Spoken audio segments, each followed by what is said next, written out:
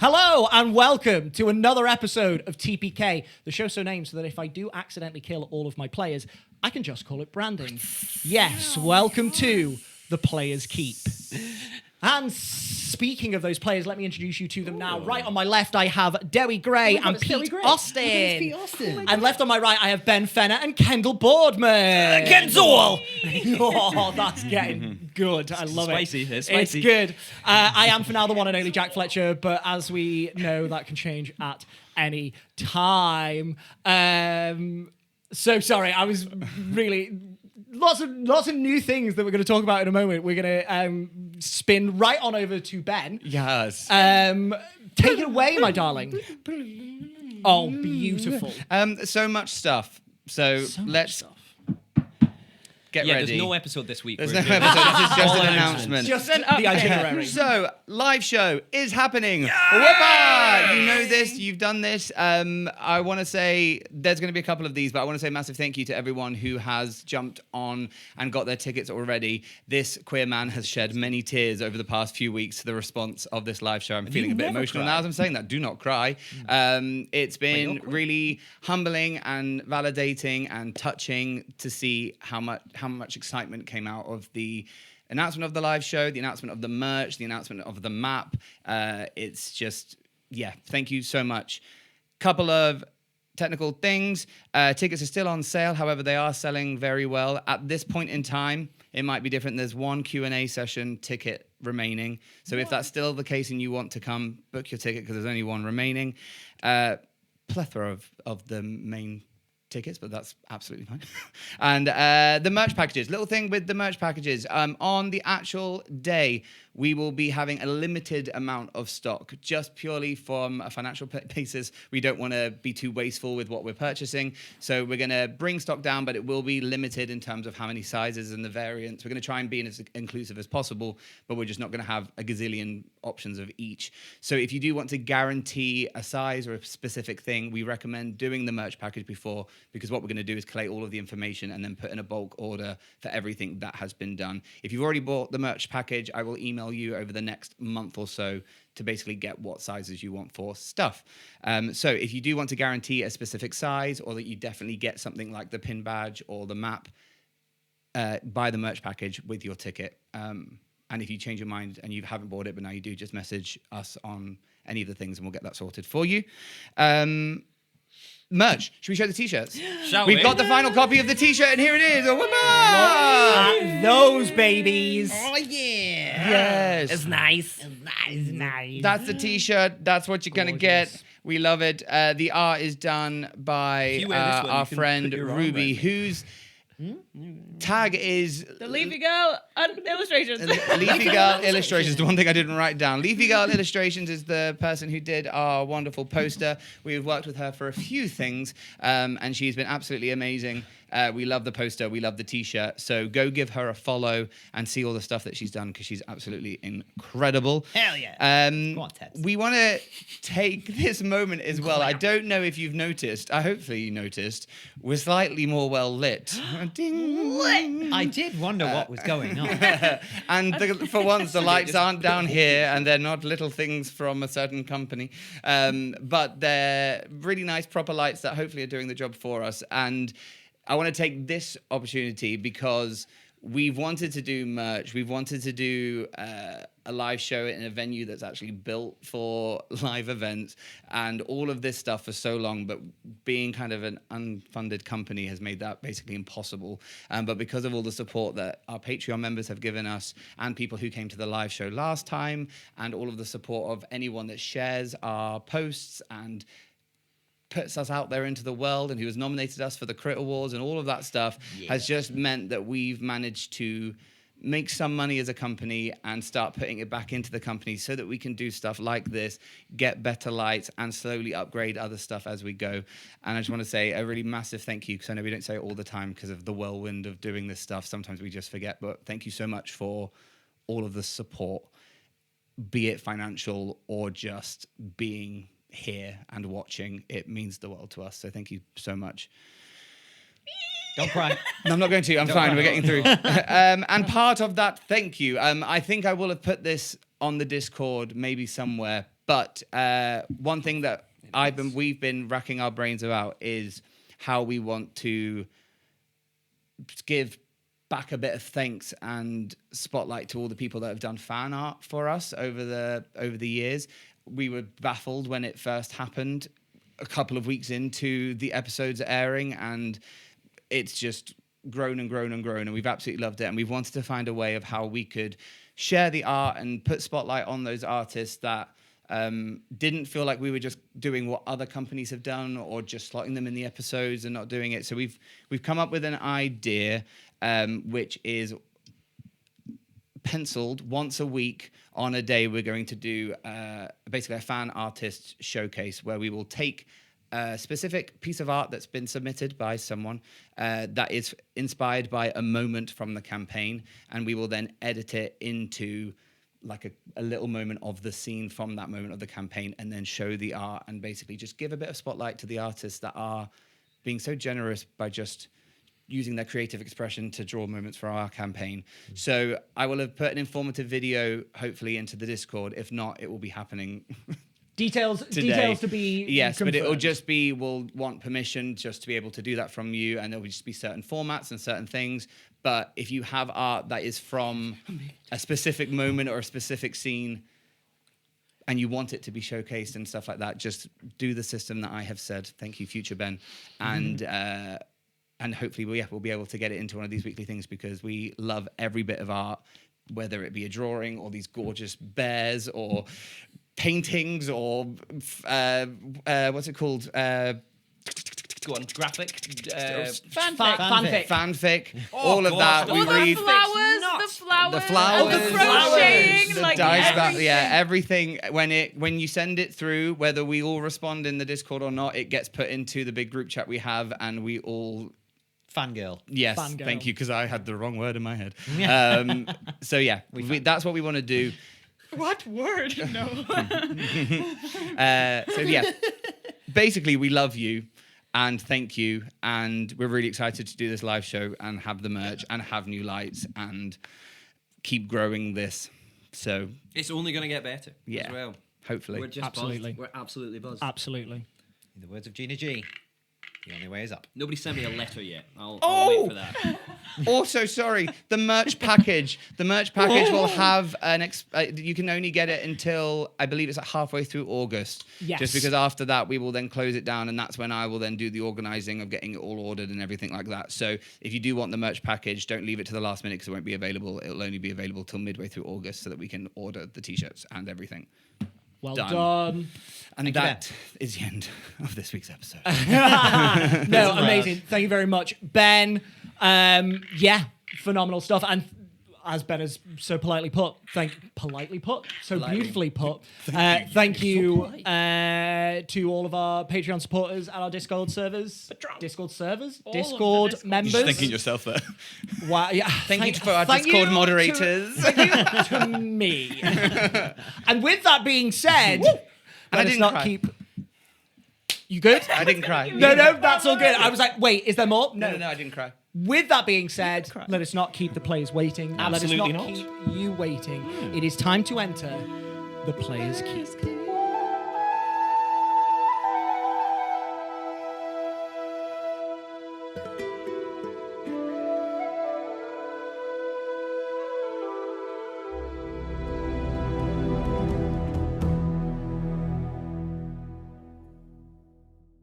In the last chapter of our story, the Dawn Takers face down the horrors of the Blightland known as Graveshore.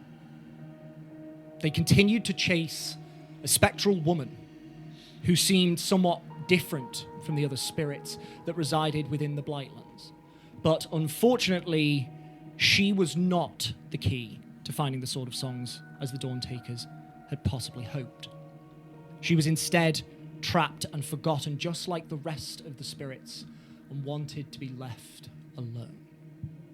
Thus, after being pursued by the group, she turned and released an onslaught of horrors upon them, taking 10 years off of Sigismund's life.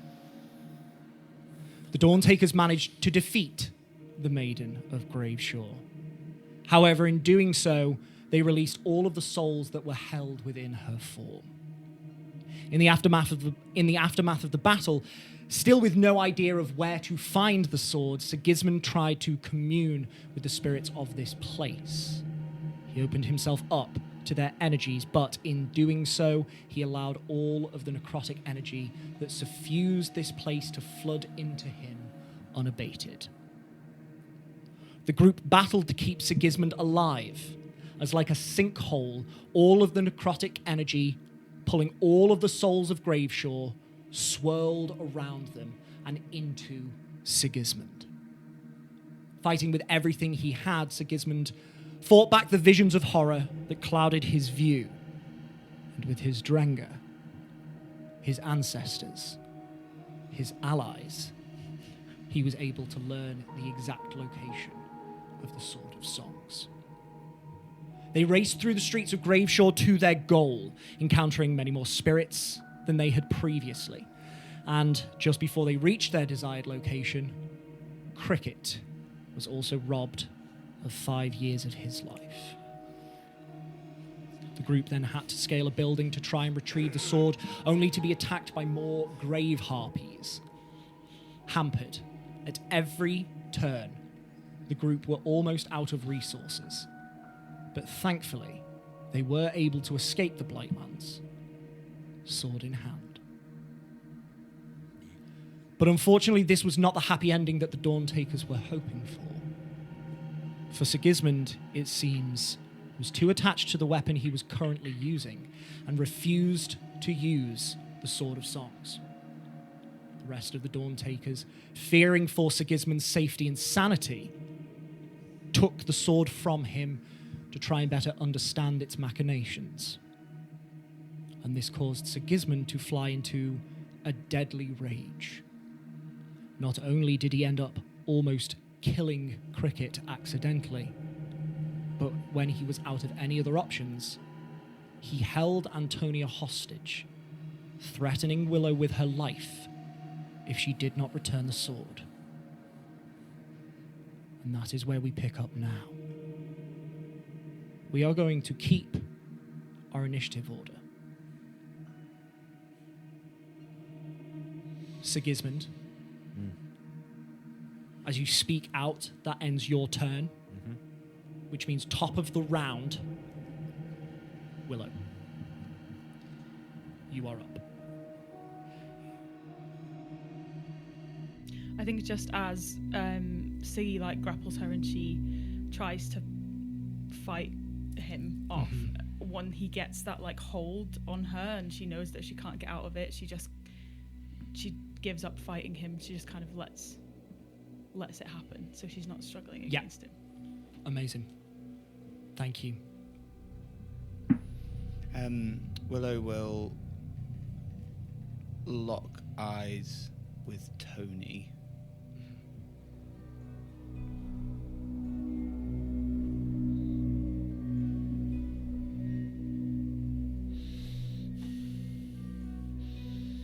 You gonna kill her for this?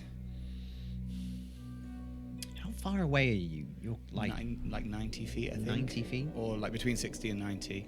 I was going to say between 90 and 120. You Yeah. started to close the gap, but you were far away. Yeah. So we're pretty much shouting at each Yeah, other yeah. across a football field. I don't think you can maybe see the expression on his face, but you can see, obviously, Tony being grappled.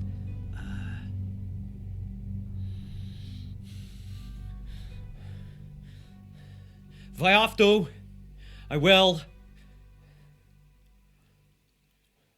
You think he's gonna let you do that?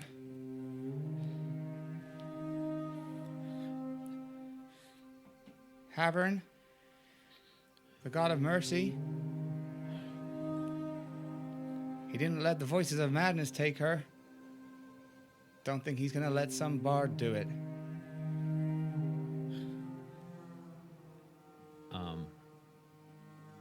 Panic, Okay. confusion, but he holds firm. Just give me the sword back! Now, or I'll start squeezing! up. Your turn. And I'll say it loudly enough for Tony to hear. I'm gonna get smited. Willow, in this moment, I need to ask you.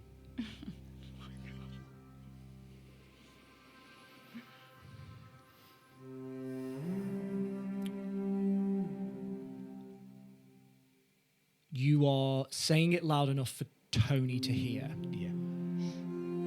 Are you wanting any form of movement? Or is it more performative for Tony's sake? I mean, Do you need to are you deliberately trying to antagonize, or is it more for Antonia? Willow doesn't think he will, Okay. but I don't think she's opposed to the idea of him helping. I just don't think that she's like, well, he's not going to come down. But I think she's being... There is a forthrightness about it. Yeah. It's a challenge. Yeah. Okay. That's all I Yeah. needed. Make me either a persuasion or an intimidation check. Okay. 8. Okay. Thank you. I don't know if I have it. Willow, is that your turn? Yeah, that's my go. Cricket, that's you. I'd started booking it towards Willow. I think I got about 40 feet, 30 feet away from her. Yeah. I I believe, correct me if I'm wrong, No, you go had on. placed Oh, I yourself wouldn't have been- between Willow and Sigismund and were closer to Sigismund. Were you not? I initially was. Okay. And then I'd started to make my way back, but I've got half movement speed, so maybe stick me halfway in between if you want. Okay, perfect.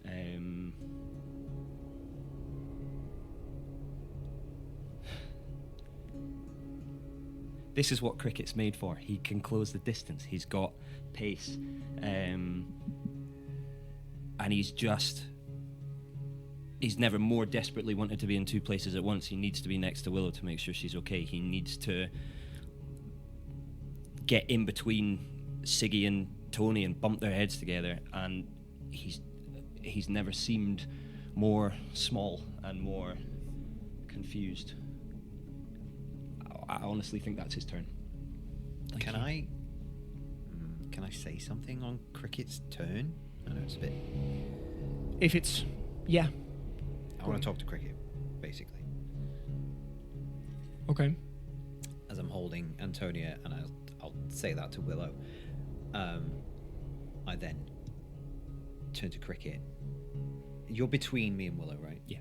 I think maybe 45 feet on each side. Yeah, so you're a lot closer, so you can see like his expression. And I think he's just like, you can see maybe the panic and the he's like eyes flicking between you, Cricket, Tony, Willow, Tony, Cricket, Tony, Willow.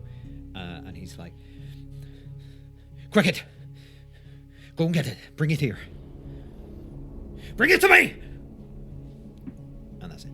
Thank you. Antonia, that's your turn. As she hears what Willow says, there's like a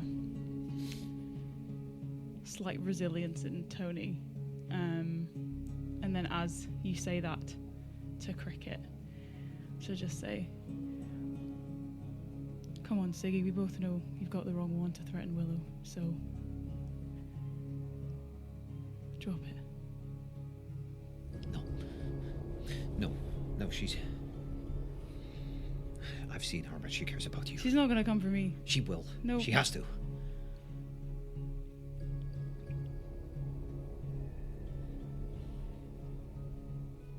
She'll just stay in his grapple. Inspiration. Antonia, is that your turn? Mm-hmm. Sigismund, that's you.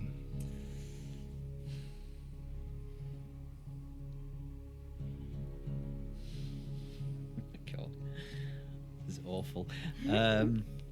Mechanically, I don't know how this is going to work. But Tell me what you want to do, and I'll try and come up with something. I'm going to start squeezing. Okay. I'm going to start choking Tony in the hopes that she will either pass out, help me get the sword back, something. Okay. For the purposes of this will be suffocation rules. Jeez Louise. Tony, can you please roll me an initiative check? Sigismund, can you please roll me initiative as well? Okay. Do I get advantage? Or just do you want the straight? On this, I'll say it's straight, Okay. because it's not starting a battle. This is just how quickly Antonia can react to your movement. Okay. It's a natural 1. Okay. For a total of 3. 3, 21. 21. The best initiative I've ever rolled. And what a time. Sigismund, there is a moment of conflict within you as no one seems to be doing what you want, and all of a sudden that levy breaks and you commit to getting the sword back. Antonia, you can't react in time, so you are now suffocating. You have no air in your lungs. Is that my action? That it will be your action. Okay. You will need to maintain that action every round. Okay. I'm going to start moving with Tony towards Willow. Okay, half speed. You start moving towards Willow. Willow! I'm not fucking around! Give it to me!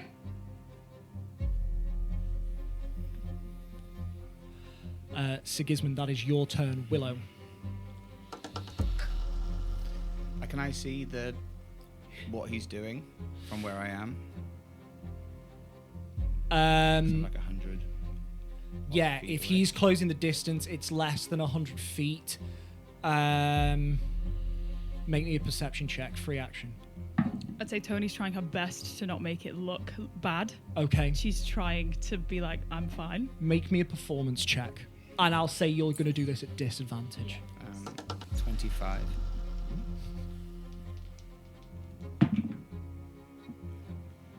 Six. You can quite easily... She's trying. You can quite easily see that Antonia's face is now panicked, her eyes are wide, and her skin is darkening as it flushes. She's being choked.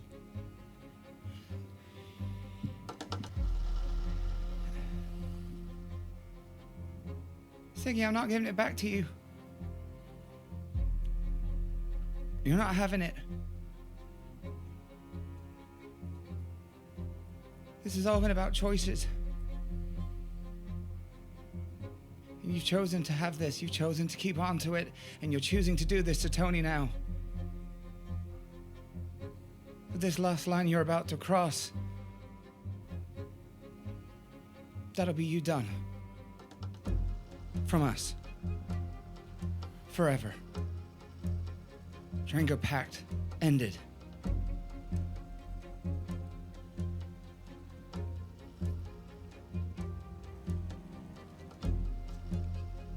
And I think the camera would see a tear fall down Willow's face as she says that last line, and her heart breaks.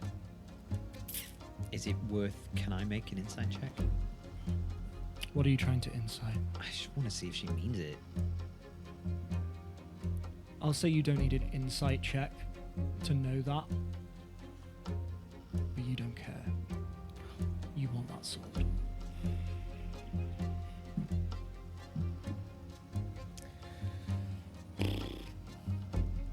I can't see the tear. No. I'll continue. And he responds. You want to go? Fine. Just leave the sword behind. I'll make my way from here. Just give it back. That's all I want. And she'll walk 30 feet away from him, but facing him. Willow! Tony's just like, told you. She can't breathe. You shut the fuck up. Willow, is that your turn? Cricket. I think when Siggy shouts at him and he sees this, the squeeze, he might not have as much resolve as Willow. Takes a step or two back towards her.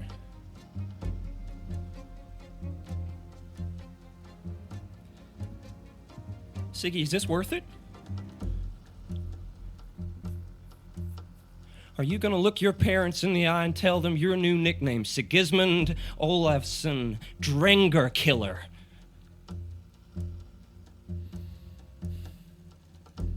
'Cause if you can do that, I'll get you the sword.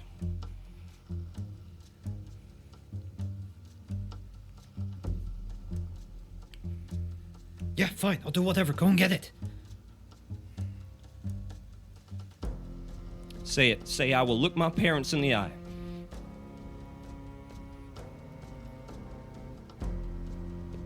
Say it! I'll look my parents in the eye and I'll tell them whatever you want me to. Just go and get my sword. Are not the dwarf I thought you were. I don't care. I want my fucking sword back.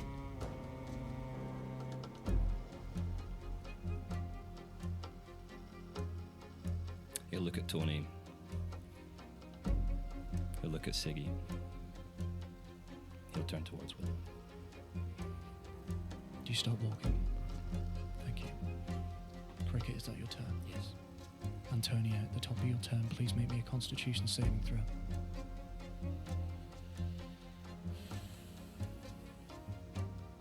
I don't get anything. So, 9. 9.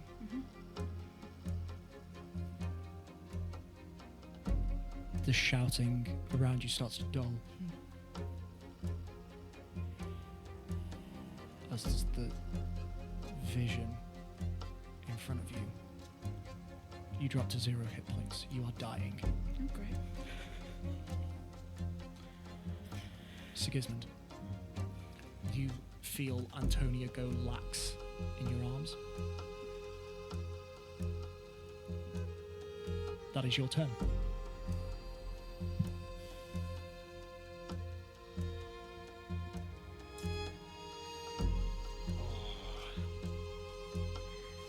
I think he feels Tony go limp.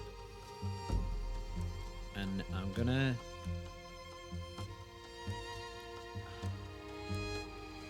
There's this this internal turmoil. Because all he cares about is getting that sword back. But there's gotta be like a little voice in the back of his head saying, this is wrong, what the fuck are you doing?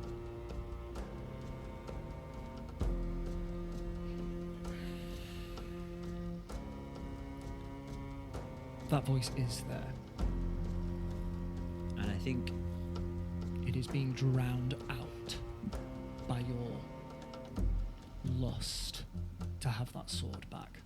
Your blood is on fire at the fact that it is not in your hand. I feel Tony go limp in my arms. Seeing Willow walk away.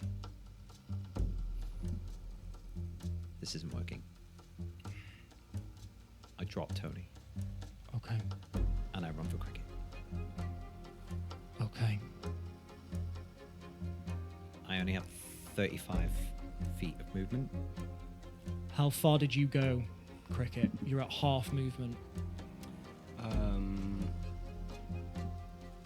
Were you walking? I was walking, yeah, so half of a half, so 45 feet plus, what's half of 17?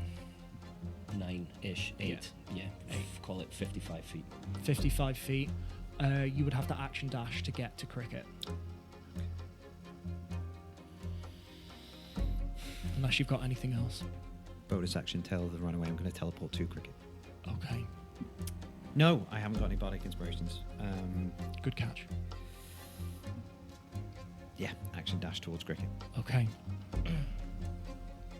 Thank you, Sigismund. And as I go... You don't care about her? Fine! Maybe the grung instead. Give me my sword back, Willow. I'm not fucking around!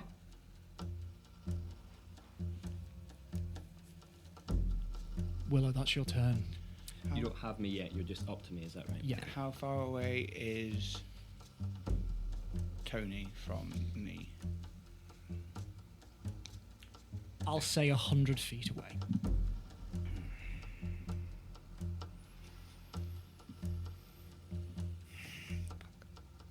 No, that's fine. Can I try and do a bit of a wide berth Yeah. around to get closer to Tony but keep a distance from Siggy? Yeah. So that I'm like 60 feet away from Tony. I can use my action to dash. If you use your action to dash, you can get within. You could just about get within 60 feet of Tony. And yeah. she's not turned her back No. on you. She's been trying to call your bluff because she still doesn't know you're cursed. She just thinks this is Siggy. And like clutching onto the bag of holding, she just doesn't know, even if giving this back to you is good. And I think she really believes that if Tony wasn't a bluff,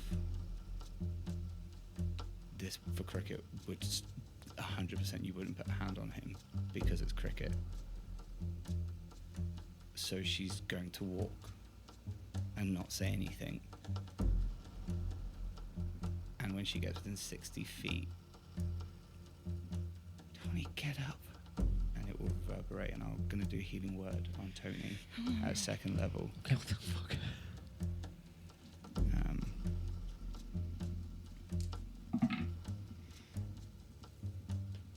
9 healing. Lovely. Thanks. She just like.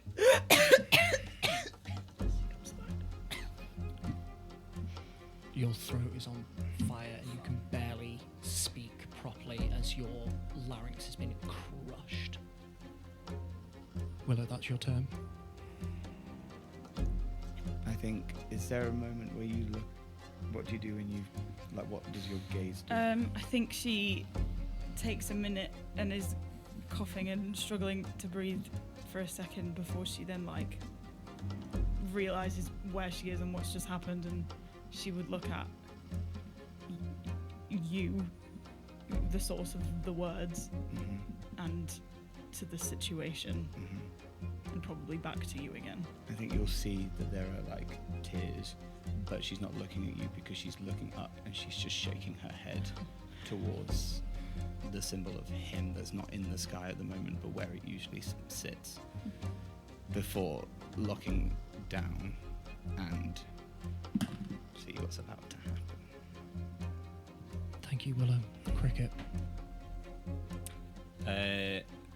He was digging with his back pocket into not his back pocket. He's digging with his hand into his bag of holding. As he sees Tony take a breath, his hand lets go of the ether potion. He sighs. He looks at Willow. He looks at Siggy, who's right in front of him. And he opens his arms in front of him for a hug and says, I love you, brother. Do it. And that's my turn. Thank you, Cricket. Antonia.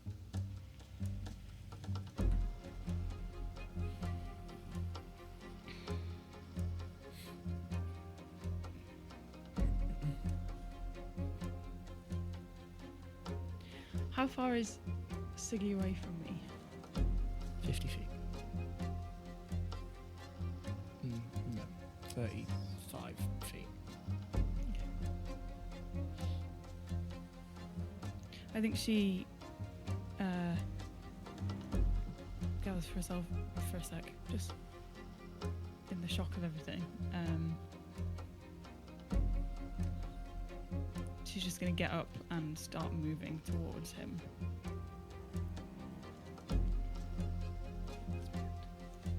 Is that what we're doing? think she sees that and still does it. Still moves towards him, but not fully. Maybe like 15 feet, just to like be there. She's just gonna watch. Thank you. Sigismund, that's your turn. You still do not possess the sword.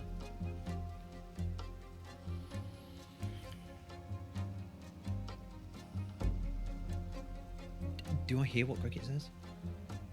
Yeah. You're right up against him now. I'd like to think that maybe that kind of has the potential. Yeah. Would that have that potential to maybe cut through the voice and allow me to make a wisdom save? I'm going to say no. Then I'm going to grapple Cricket. Okay. Needs a roll for it. No. I You need to make me a con save. We're still immune under to the poison. effects of Thank you. Hero's Feast. I think he's so little. I think it's just one hand goes right around his throat, lift him up into the air, turn to Willow, and I'll use the sending bracelet. Give it back now. And I'll continue with Cricket to move towards Willow. Okay, thank you. Willow.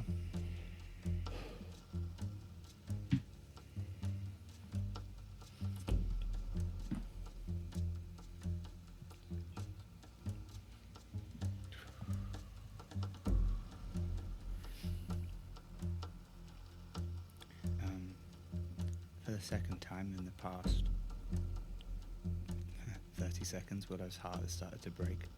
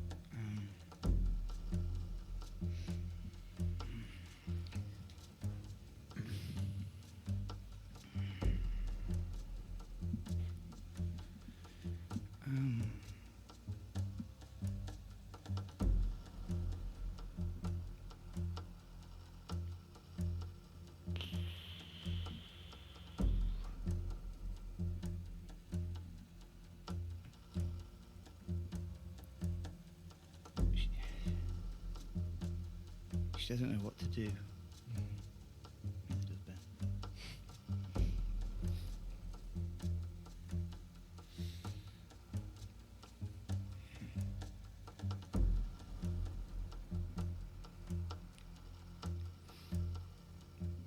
I'm gonna get the sword out.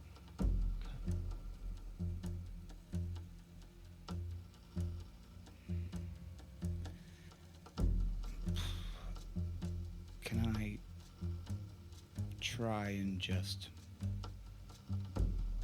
connect to it in any way to see if I can use my magic to Yeah. figure out what this connection is? What spells do you have prepared to do? Nothing useful. I can cast invisibility on myself. Is there anything even remotely... No. No, I've got nothing. Okay. Remotely like In the vicinity of magic, any... like dispel magic. Yeah, anything like that. No. dispel magic, identify, No. detect thoughts, anything. No. No. Okay. What... I will say you're going to need to expend a spell slot. You will make a spellcraft check at disadvantage. And I am going to set the DC of this at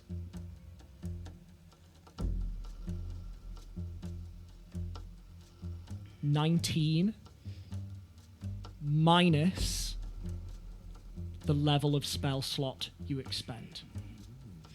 Interesting. Okay.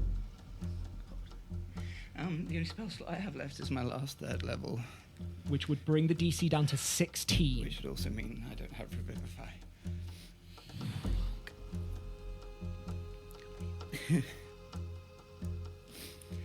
And I think she has an understanding of that. Obviously, doesn't have a character sheet, but she Yeah. loves Siggy so much. Oh God! And she loves Tony. She loves Cricket. All of them unconditionally.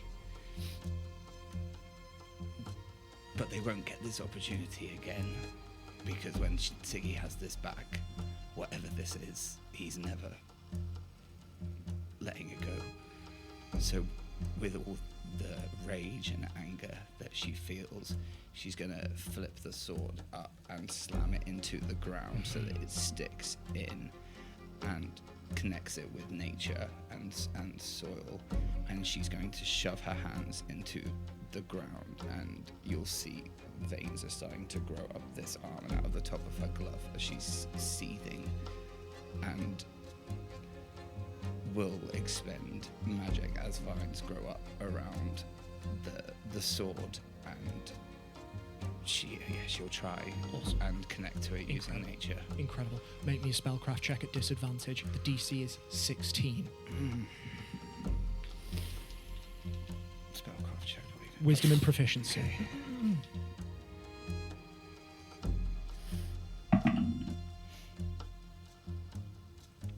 21. That's disadvantage. Oh, that was advantage.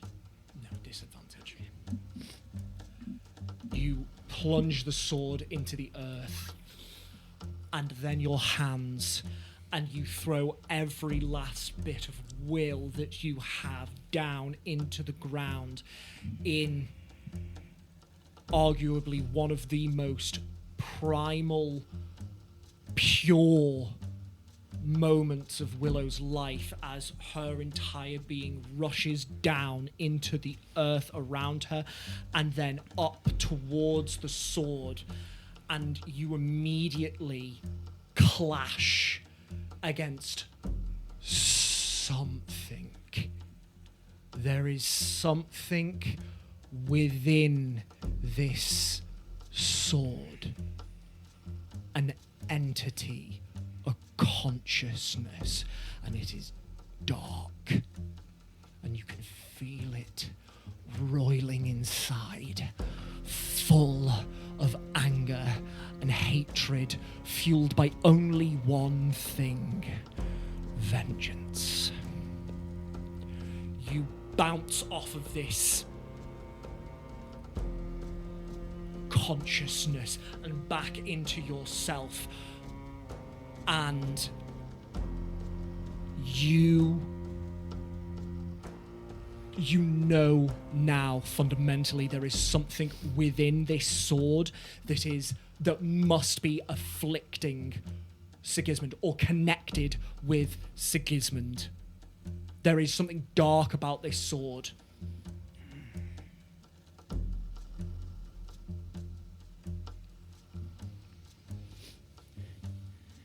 Killing either of these two ain't getting you this sword back. Kill me and you can have it. And I'll yank the sword out and move back. Incredible. Willow, is that your turn? Yeah. Cricket. You're being held aloft by Sigismund.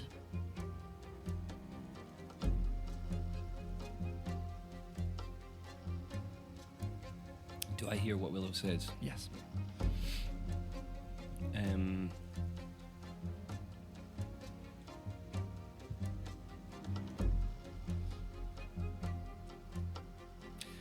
There's a state of. Sorry, I got absolutely lost there. There's a state of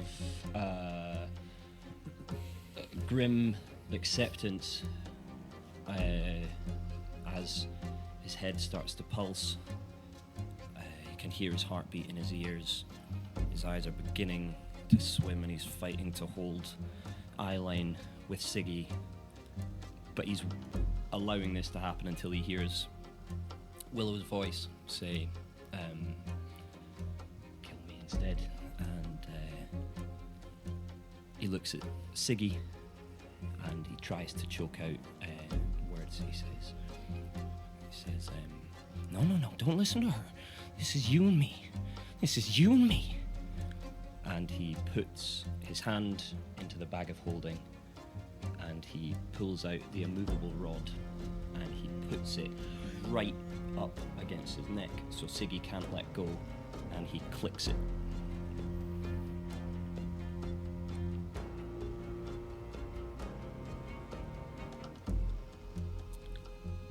Wow.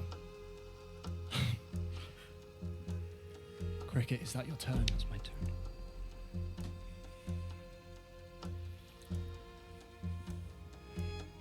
Antonia.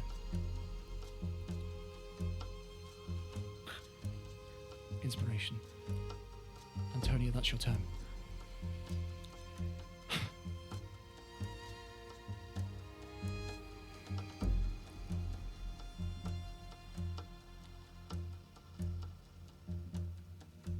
Okay. Do you say anything? What did you say? Remind me of what you said. Did you say something? Yeah, I said kill me, essentially.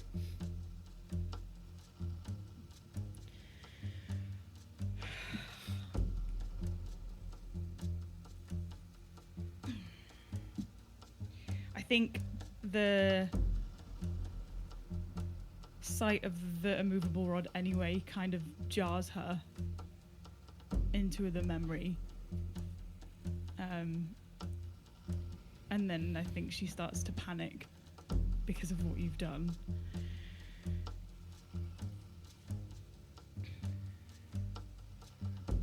Oh God.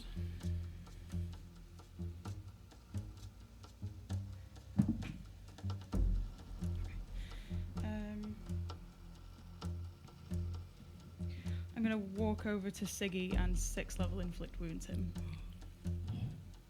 Okay, give me an attack roll.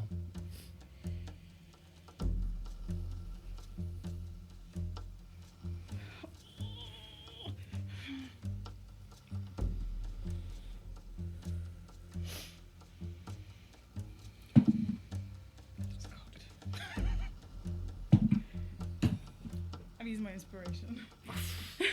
Is that a 1? Yeah. Fucking hell. It's a talent in of itself. Oh, I know. 23. Yeah, hits. Roll damage. Oh my gosh. I don't even know how many D10 that is. 8? Yeah. Is it? It's not. It's No. 7, is it? Is it 1 per level above?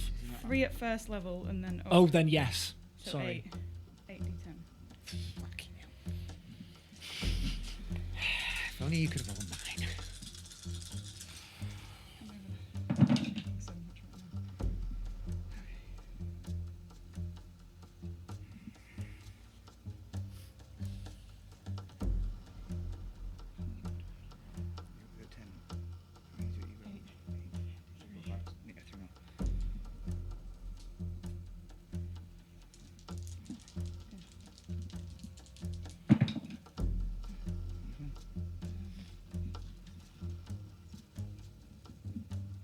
41 points of necrotic damage. Fucking hell. Wow.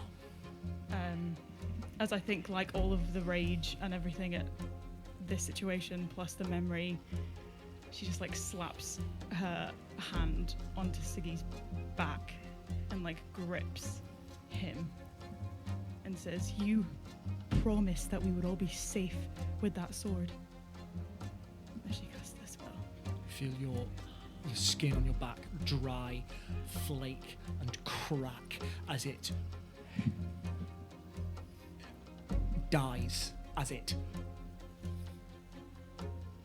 is corrupted by this magic that pulses through your back. Antonia, is that your turn?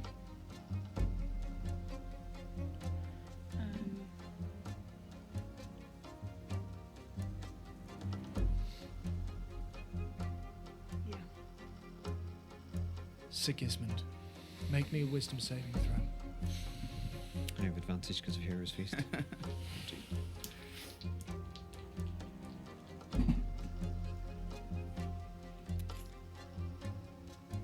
Wisdom.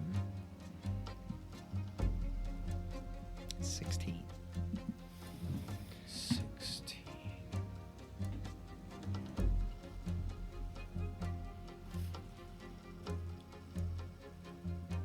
You got that before, didn't you? I think so.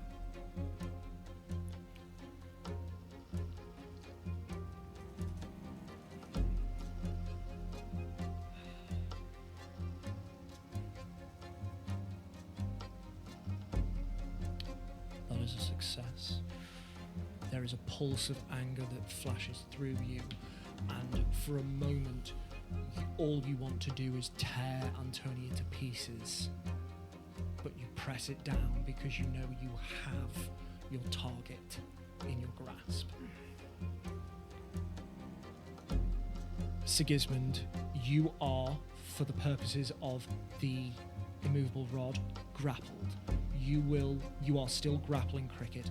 You will need to drop the grapple on Cricket to end the grapple. Is it my turn? It is your turn. Fuck me, sideways. Siggy sees Willow do some form of magic to the sword. He goes, stop! Wait, what are you doing? And then the pain from the inflict wounds hits him and he howls like a fucking animal. He's got Cricket in one hand, panic and fury just coursing through him as he sees the immovable rod click into place. And I think that would, the combination of all three of those things, above it all is the sword. Mm-hmm. And whatever Willow's just done to it is extremely concerning. Mm-hmm. So logic and reason fly out the window. Okay. He drops Cricket. Okay. Whips around to Tony for a second and then begins to try and break What about the immovable rod? Does that? As soon as he drops Cricket, he is no longer grappled because the immovable rod was pinning his hand between him and Cricket. With Cricket released, he can simply move his hand away. So he drops Cricket and turns and runs for Willow. Okay, you close the distance. How far away is she from you? She has taken a berth around you. She's about 20 feet. I moved away 30 from feet. you. I wanted to keep my distance from Yeah. him, but he's 60 feet from Tony. Yeah. So I was like 90 feet away, 100 feet away from where he dropped Tony. Yeah. He moved. So with 120 feet, I'll say an extra 20 feet out got you within 60 feet. Does that make sense? Yeah, I moved 30. I used my full And you movement moved again. 30 Yeah. as well, sorry, so 50 feet away. So Apologies. she is 50 feet away from me. 50 feet away. I'm going to cast Dissonant Whispers at 3rd level. Okay. It's a wisdom save. Which you As have he advantage just- on. Yeah. He just howls again. Logic, reason. Yeah. Flown out the No, window. I Just love it. anything. Sorry, 24. Yeah, totally saves. But you still take half. No, wait. Half as much damage, so 3d6. 12 damage. Halved to 6. On a save. And he continues towards you. Okay. Thank you, Sigismund. Is that your turn? That's my action. Don't really have much of a bonus action I could do, so yeah, that is my turn. Willow.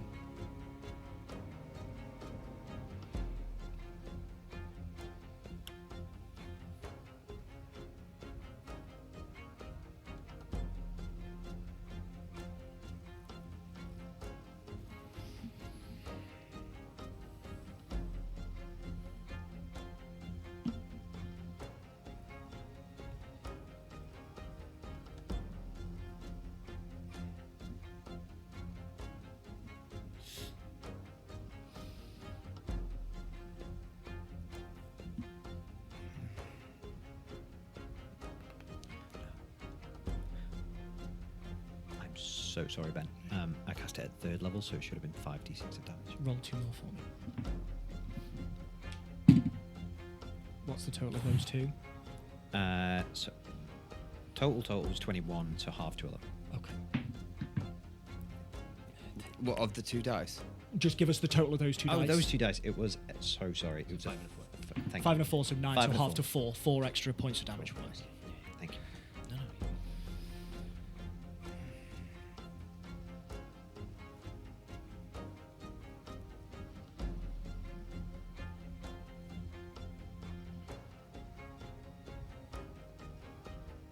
There's something in this.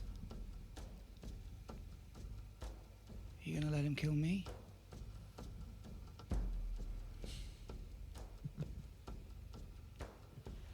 And she'll look towards Siggy.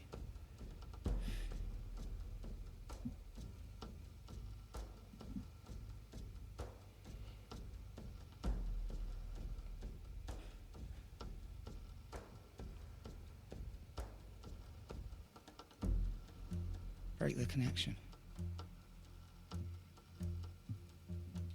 And I'll stop fighting against you.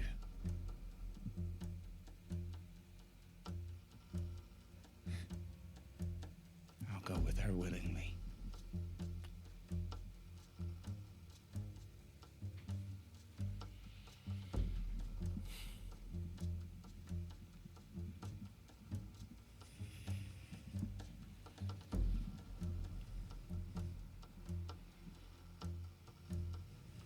Willow, make me a persuasion check.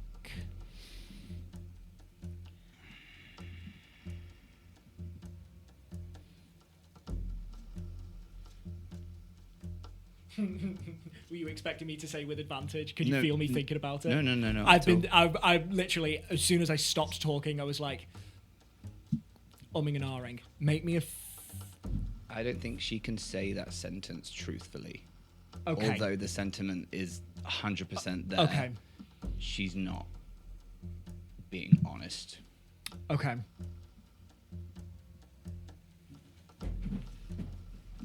Oh, whispers. Jeez, man. This Nat is 20. my god. He's my god. Nat 20, and I break the curse right now. Nope. Nat 20 and no, because well, we'll waste that. Yeah. The only way you'll get all campaign. Oh, you guys, this is You're doing so well. horrible. I get it now, Kendall. I get it. It's fucking It's horrendous. horrific. It's horrible. There was a no, short rest. Yeah. That's You mean roll credits? Roll credits, yeah. No. Short rest is a different after show. What is that? What is happening? Because he doesn't know her no, intentions. No, Unless he does. No, I'm happy with that. That's exactly what I needed. Make me. I'm going to keep this as a persuasion check. Okay. I hate my charismatic stuff. Mm-hmm. Come on. I will say, however, this is now at advantage. With what I know now this is with advantage. Okay, let's do one at a time. Twerk, Ben, twerk. Oogly boogly. Okay, well that one's an actual one, so Shit. 17. 17. Is not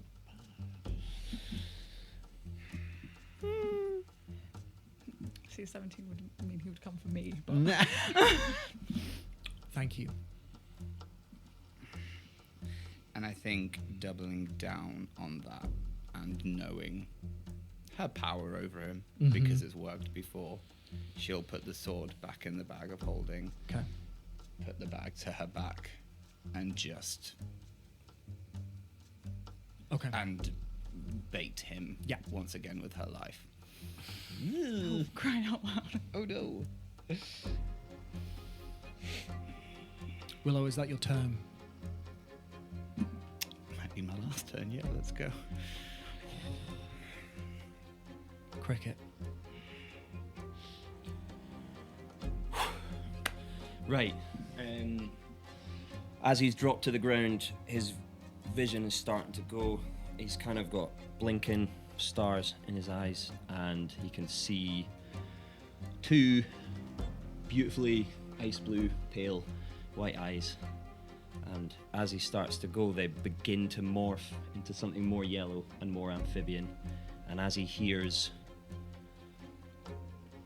Willow say, "Come from here," you hear Siggy going towards her. The eyes flick back into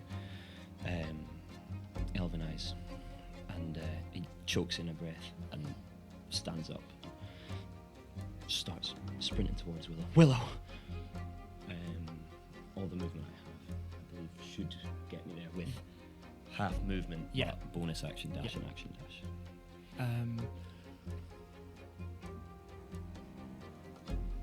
It will take your full movement and bonus action dash to Before, get there. she's, did you say 60 feet away from where we were? Yes. Yeah. 50 feet away. Sorry, not 50. 60. No, that's grand. So I will be, I think I get 17 times 3, so 45. So I'm 5-10 feet off. That's what I get with movement, bonus action, and action. Thank you. Antonio. That's your turn.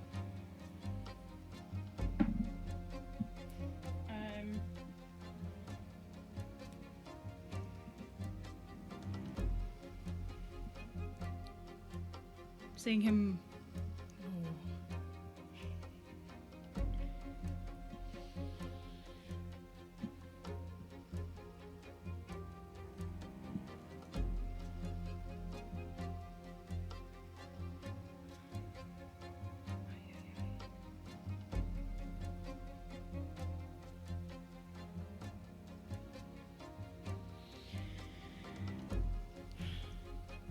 Seeing him run towards Willow.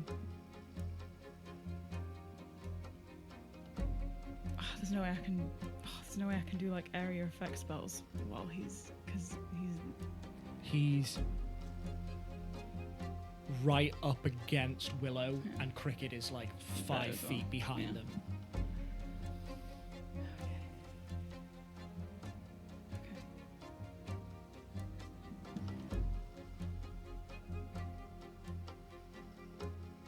She's gonna fire off a guiding bolt at Siggy as he runs towards Willow. Okay. Yeah.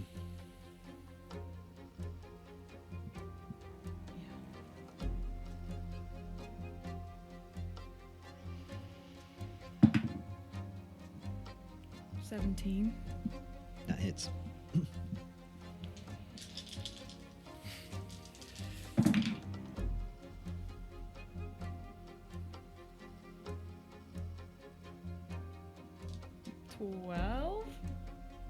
Yes, 12 points of radiant damage. 12 damage.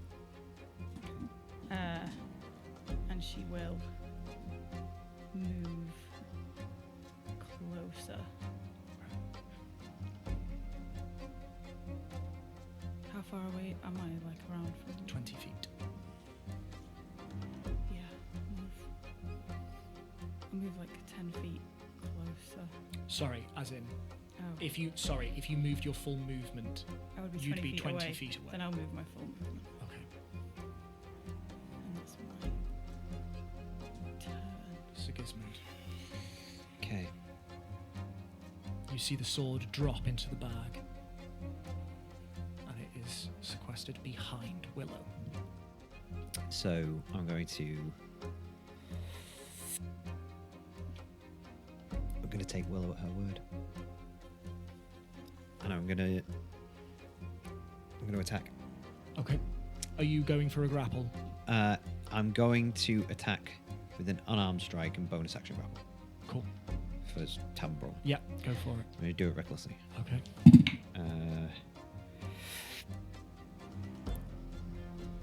23, I think. We'll hit. Roll Yeah. me damage. It's an D4. That's 5 damage. I think he kind of comes in with an elbow, smack her on the face, and then whip around, get behind her, and do the same kind of grapple that he did with Tony, where it begins to kind of press on Willow's neck. So that's my bonus action 1 attack. Can I make a second attack? Yep. Can I use that to start choking her? I'll say, seeing as she is grappled, yes. Make me an initiative. Or actually, I'm going to use that to shove her instead, if I may. Okay. So, strength or dex versus my strength or dex. Just a straight. So DC is 8 plus proficiency bonus plus strength. Shove. Dex. Yeah. Sorry, shove. So if you're going for a Yeah. shove attack, make an athletics roll. You will have advantage on this because you're raging. I'm not raging. I've run out of rages. Then it'll be a straight athletics check. I got a 20 for just flat dex check. Yeah. Or is it Acrobatics, sorry. 21. Ooh. I might have failed here. 18. Slay. So he goes to like. He's got her grappled, but in that position can't quite sweep the leg. Okay. But is gonna start pressing. Okay. Thank you. And then he's gonna kind of. I think maybe actually start to mechanically, not sure how this would work, but start to try and rip the bag away from her. Yeah, that will be your action on your next turn, but the bag is now pressed between Willow and yourself because you are behind her. So on your next turn, it will be your action to go into the bag. Okay. But we'll see. I warned you. Willow, that is your turn. So I'm. You're grappled. It's just giving out hugs, really. That's all it is.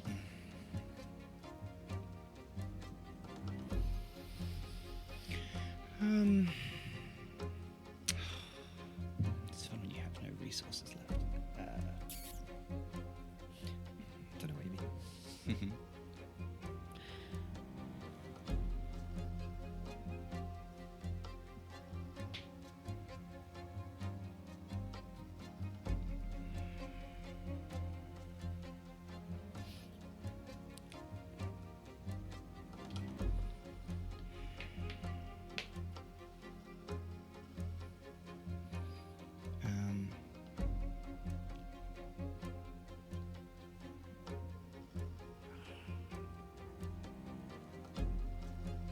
I'm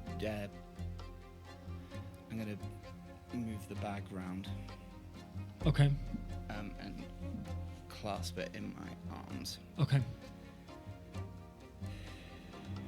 Just close her eyes.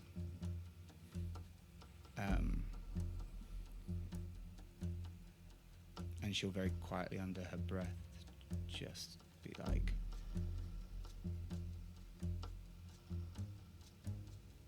"Am I good to see you all?" And just brace. Cricket. Oh, okay. I'm about 10 feet away. The bag is here. Willow is here. Siggy is behind. I'm going to see how tightly Siggy's holding onto Willow. I'm going to remember trying to grapple check him and how that went. And so I'm just going to hop and I'm going to land here. And I'll have a hand either side of Willow's face. I'll press my forehead to hers. I'll say, "Trust me."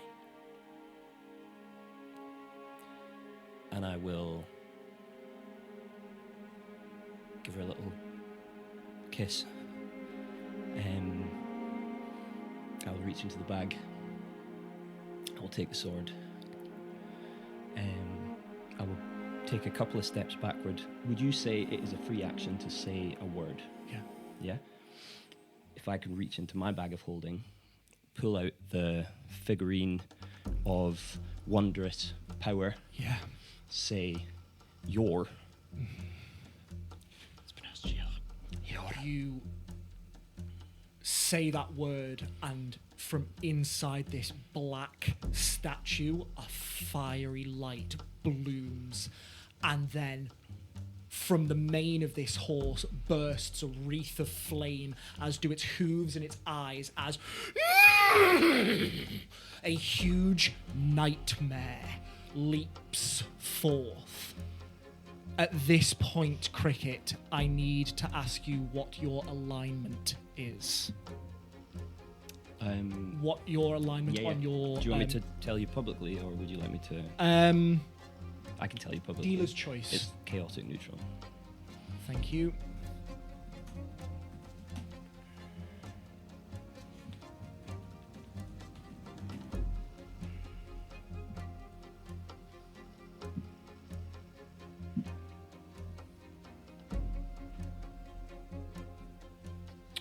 Thank you. Continue. I don't know how much of my turn I have left. I assume that was my action, and I will say that is your action to use the magical item. That is your action. was it an action to take the sword out of the bag? I suppose. I'll say that. What? Technically, yes, but It's an action for Siggy if he's contesting it with Willow. It might be up to Willow. okay. Then I'll allow it to be a bonus action this time. Yeah, Okay. it is an action to use the figurine, Okay, that's me. and you're just going 5 feet back. If I can get on the horse, I'll get on the horse. But I'll say with your full movement, you can get on the horse. Yes, fantastic. Cricket, that is your turn, Antonia. So, what's happening? So you're on the horse, I'm on a Is horse it with a running sword. running. Do you look like you? What do you look like you're gonna do to Tony in this moment? What's happening? Due to Tony. Oh, Sorry, no, no, I what see. does I see. Tony I've made a horse. I'm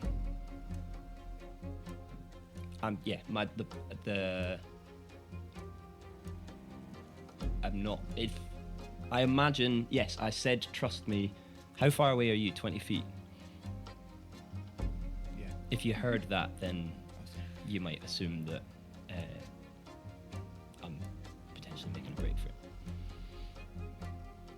And what does Siggy do at this?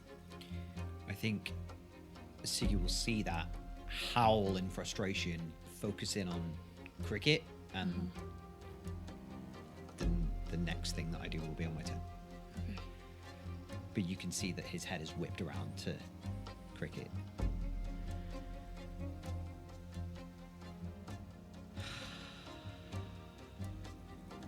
I'm scared this isn't gonna work.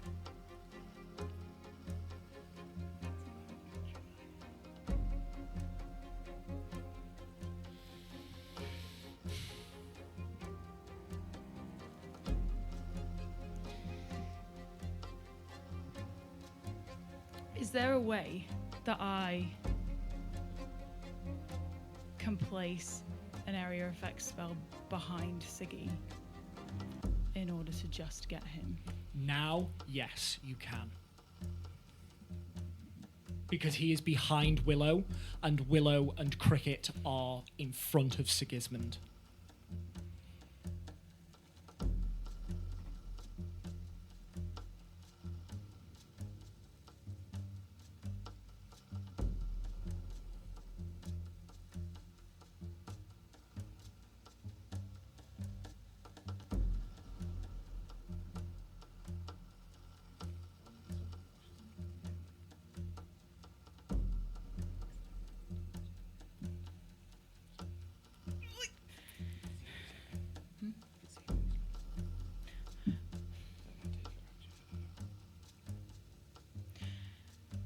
I'm gonna cast 7th level sleep on Siggy.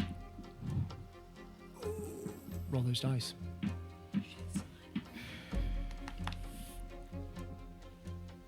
How many do you need? 17 d8. 17d8. Jeez, oh. Do you want some of mine? Yeah. Send I'm you. scared to roll them all together. 8, 9, 10, 11, 12. Just roll 5.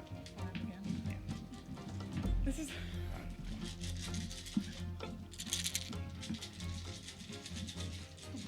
So many dice.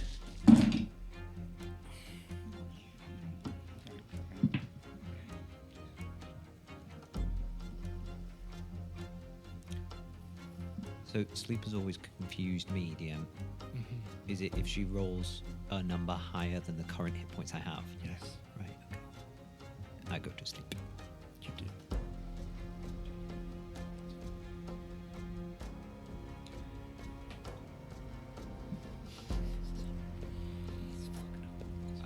Just so you're aware, in this moment, I have sent you the stats of a nightmare on WhatsApp, just so you have them. I'm going to come off airplane mode for a second. How dare you? I'm so sorry. Snake in the grass. I'm joking. I thought that was you doing like a fanfare for the horse.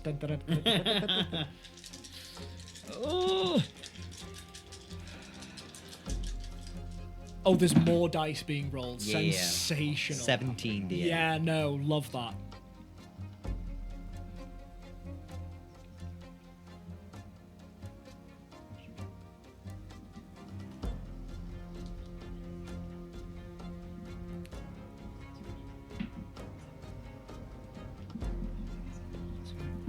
$71. 71 hit points. Sigismund, how many hit points do you currently have? Siggy howls in fury, whips his head around to Cricket, takes a step forward, and falls face down in the grass asleep. I had 41 hit points. And that's where we're going to take our break. Oh, wow. Please join us in a couple of minutes.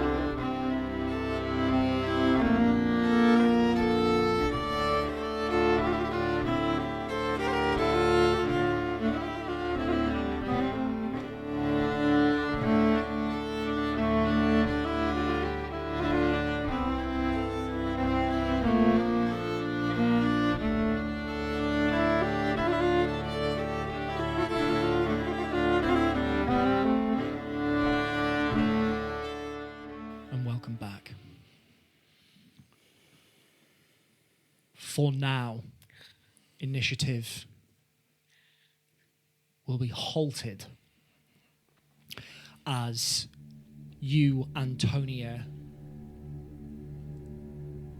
summon the partner of night, and sleep falls over Sigismund, and he hits the ground unconscious.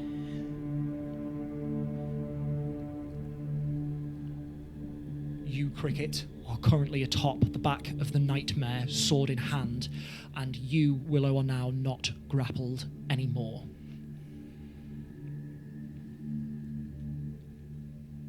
We have a minute, so we need to be quick. There's something in the sword. Some being. What do you mean? Something bad. I tried to see what was going on, and there's something in there. We just need to get it far away from him. That right wasn't now. working. This was in a different dimension. Antonia, make me an Arcana check with wisdom.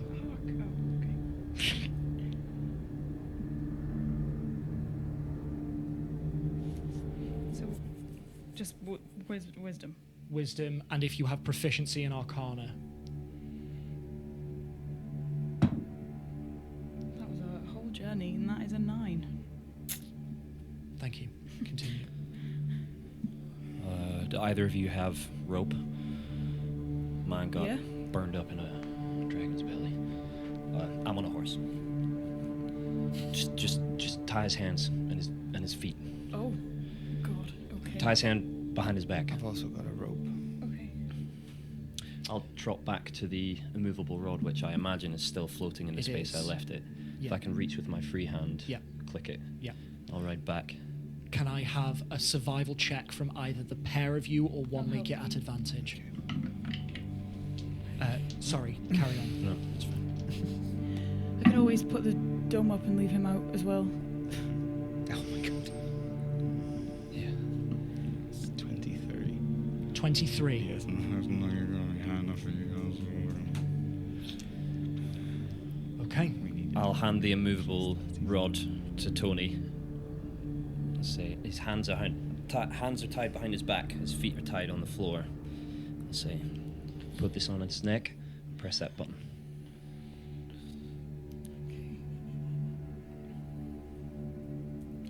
Okay. The hope is that he's clicked in. So like he is that. now hands behind his back, lying on his back, and the immovable rod is pressed underneath his chin. Yeah.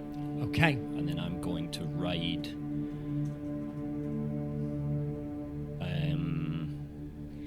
100 feet Okay. away, and I'll just stay on the horse. Perfect. And then I'll pace. While this is happening, Tony just has a quiet minute, and in her head she asks, "What do we do?"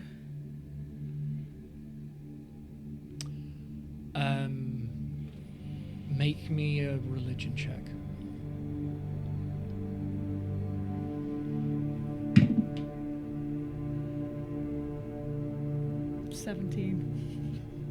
Thank you. Continue.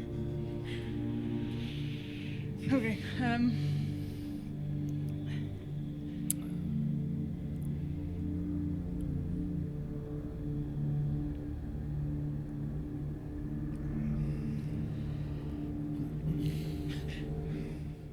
don't know.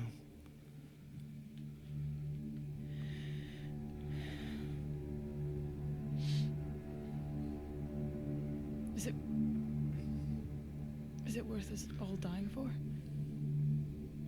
The sword? It's. The sword? It just looks like a sword. It's got something bad in it. Can we get it out? Of it or him? I don't know. Is it like the voices of madness? Antonio, Would diamond dust work? I'll hold my ear up to it. Can I hear anything? no, you hear nothing. Nothing from it at all. Antonio, make me an Arcana check with wisdom.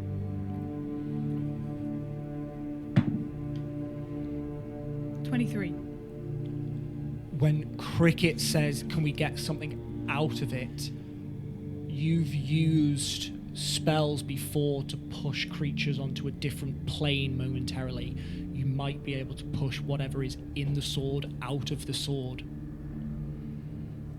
Like banishment? Banishment is the spell. Don't have that spell left today.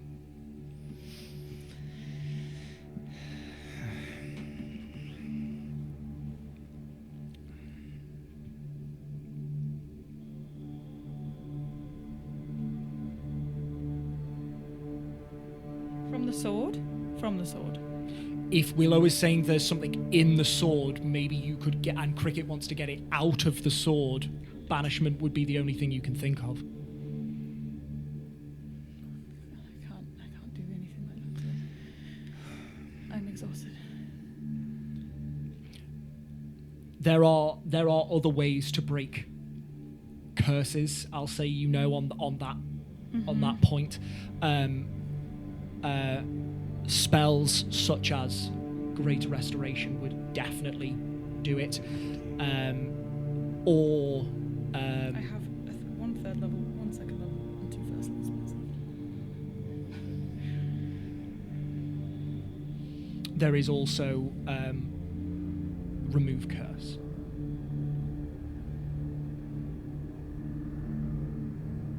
Oh, I could do that. Oh, sick. Yeah. That'd be like... We wait for him to wake up. I think. Could you do it tomorrow? Yeah. Maybe he won't want it when he wakes up. Maybe he's having a bad day. Or a lot of bad days.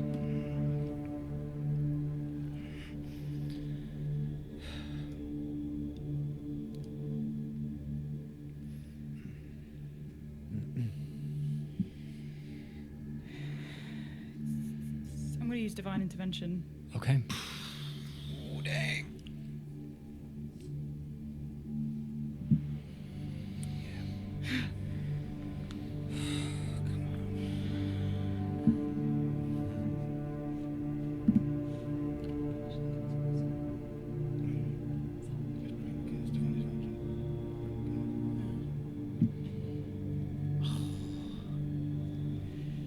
I think as the hopelessness of the situation sets in, she literally doesn't know what else to do right now than ask him for help. Okay. But there is such like a deep-rooted guilt in her for doing this after what happened with the Voices of Madness and how it hurt him. And that feeling is like in her stomach, and she feels sick as she asks for his help with this because she doesn't want him getting hurt.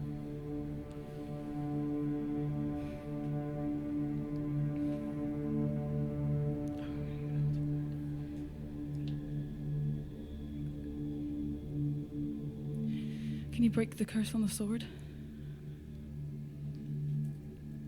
And I will roll. Come on. Let's go. Natural And I will one. roll Natural one. A 2. Natural one. It's got to work at some Does it have to be point. under 13? You've done it before, you can do it again. We can do... Oh, it's already gone, and it's no. No. What did you roll? 62. Cricket's going to see Tony pray and it not work. And he's going to look at the hopelessness of the situation. And he's going to look down at his new steed with one ear too many. And say, well, buddy, it might be up to you and me to take this away. How far do you think you can take me? And as an action, he is accidentally going to use Ethereal Stride and leave the material plane and enter the ethereal plane. At this command, you see the nightmare. And very Back to the Future, 2 streaks of fire behind it. The nightmare and Cricket vanish. Cricket. The nightmare slows its pace and moves around, and there is a dullness to the world around you as you are now on the ethereal plane and you can still see everyone. We can't see him. You cannot see Willow him. bolts. Willow. No. You can see Willow running straight towards you. Hey, what are you doing? Look after Siggy. Look, turn around. Look after Siggy. Willow, do you just keep running? Yeah. Willow runs, and after about 30 feet, she passes straight through the nightmare. Whoa, what's going on? Where are we? Tony, where did he go? I don't. He's okay. He'll be okay. Willow? I think at this point, maybe we'd say a minute has passed. I will I've had say 3 you. turns. I will say you've got about 15 seconds remaining.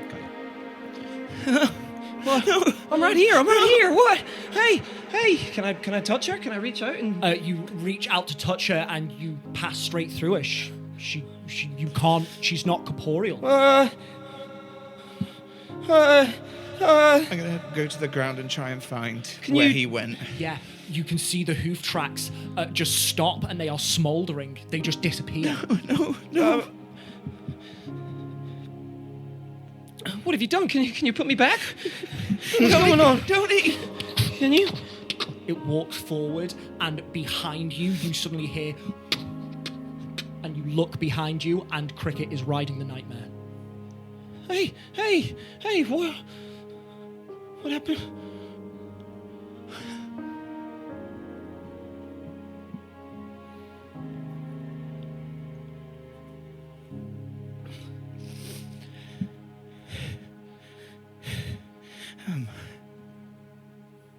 Where'd she go? I don't know. I was right here. You just went all fluffy. You wake. There is with the sword having left this plane of existence, Yes.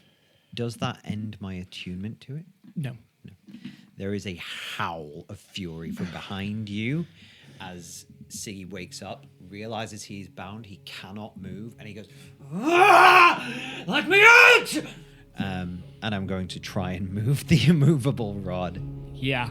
I mean, give me a strength check, and seeing as you are restrained, I'm going to ask for this at disadvantage. The sit-up of a lifetime. Yeah. Disadvantage. That's a natural 1. You are. For us, 15. Which is incredible, but alas, not enough. You are pinned. Were you going to ask something, Antonia? Tony's going to reach out and just cast calm emotions on him. I need you to make me a spellcraft check. Okay. This isn't like a save or anything, is it? Or? No. Okay. Well, it is. Oh. If.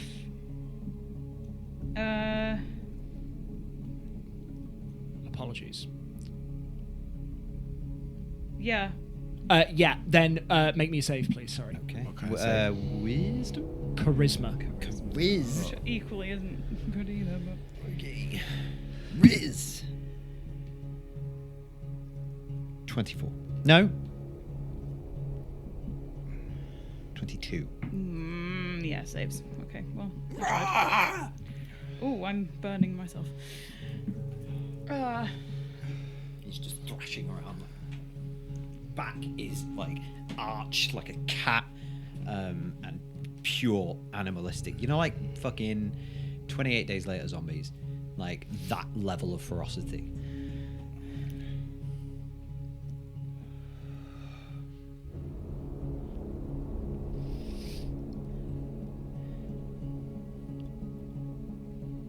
I'm gonna trot up to.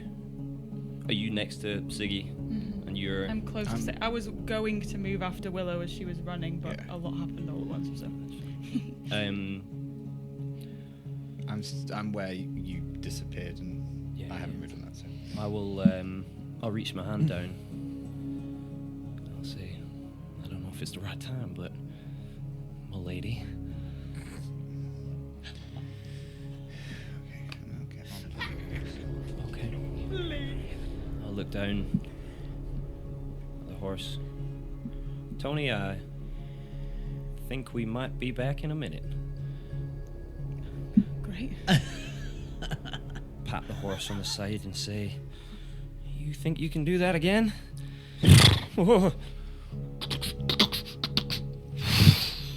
And you enter the ethereal plane once more. Willow, this time you are with Cricket, and you can see the world around you. It is just dulled slightly. You can still see me? Yeah, you ran right through me. I'm glad I didn't overreact.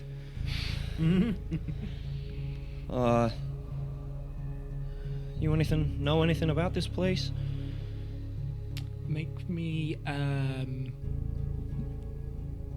Arcana check with wisdom. Nope. That's no 7. No, I have no idea. It's fun. Seems almost ethereal. What? It looks almost ethereal. What does that mean? I don't know. It's right. a nice word though. Yeah, I like it. Wait, can I see Tony? Tony? Yeah, you look around and Tony's right there. Tony, what are you doing in this moment? Waiting. Panicking. Yes, he's just been left alone with Siggy, who is Screaming. tied up and screaming in the middle of the forest, just outside the Literally, Blightlands. foaming at the mouth. like- She's just gonna stand Do you have another common emotions? Huh? Do you have another? No, Is that it?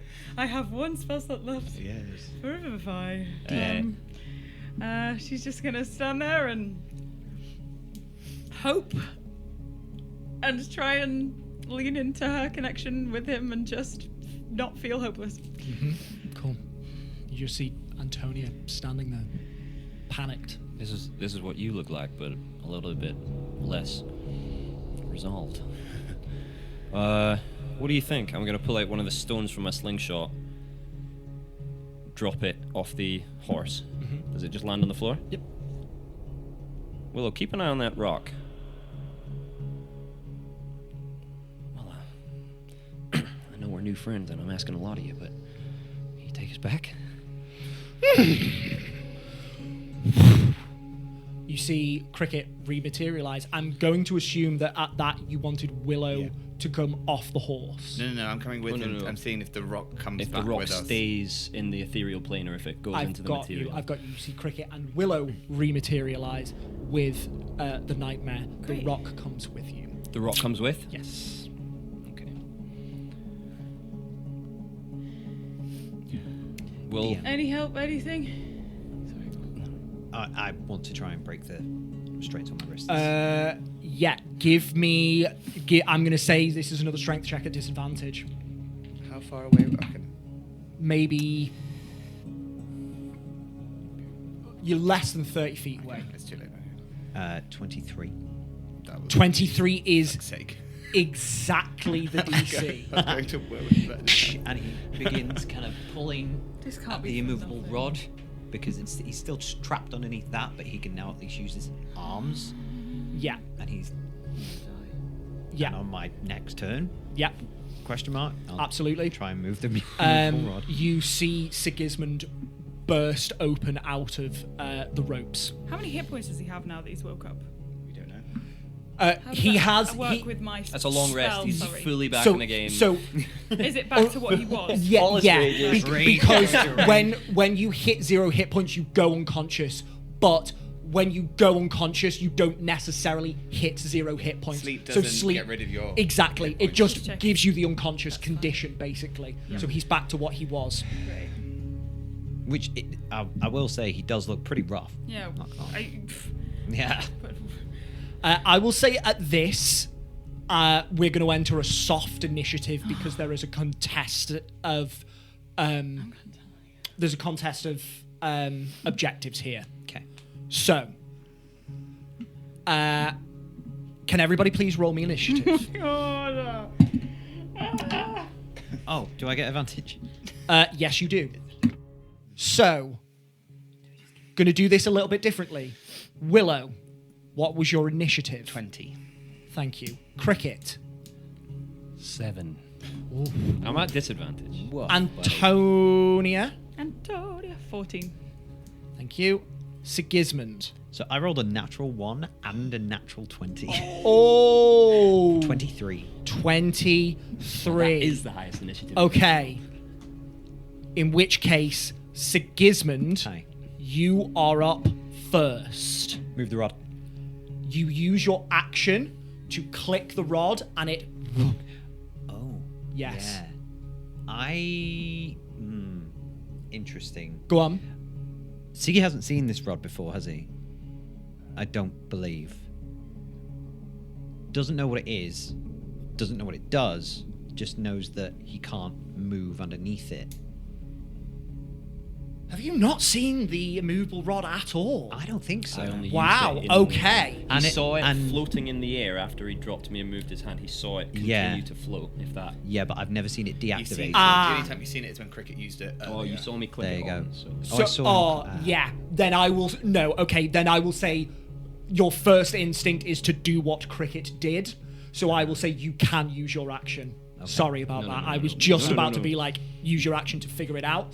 Well, I was gonna also sort of say maybe like a wisdom save situation where, because as I said, logic and reason has flown out the window, and Okay, I tell you what. Let's use an intelligence check flat, and I'll set the DC at 16. I get +0 to this. 13. You scrape and scrabble at the item that is suddenly clutched to your throat. You can't find, because you can't see it, quite how to operate it. I will say that is your one round. On your next round, you will be able to figure it out. Okay. Yeah? In the meantime, in this round, can I try and just move it manually? Strength check, athletics check. Yep. No, you can't because that would be your action. So sorry. Okay. Never mind. But yeah, it looks like he's gonna try and get up. Cool. Willow, that is you.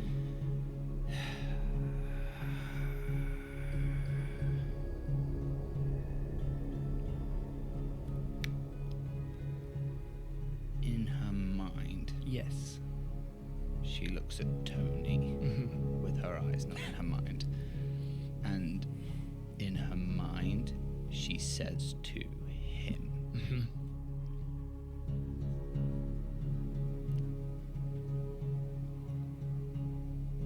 I'm about to tell her that the only reason she came back is because I made a deal with you.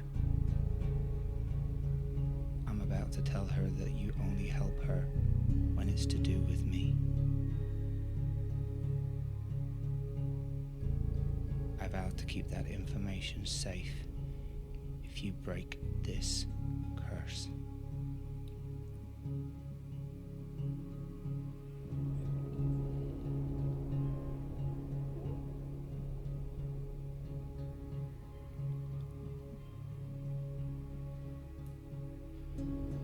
Make me an intimidation check, Willow. I'll give you advantage on this. Scary Willow. 18.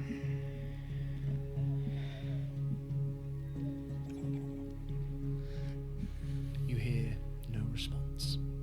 Classic. I don't have anything I can do, so sorry.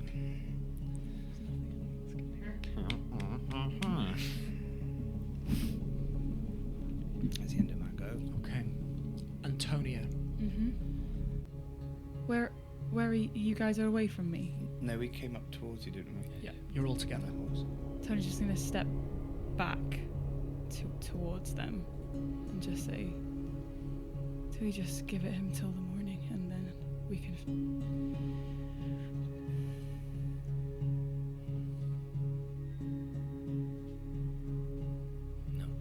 No, we're gonna die. No, we're not. What should? 6 seconds. My God.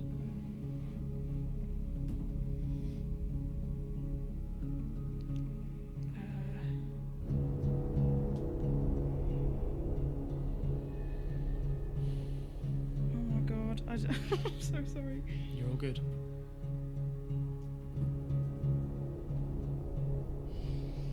What are you...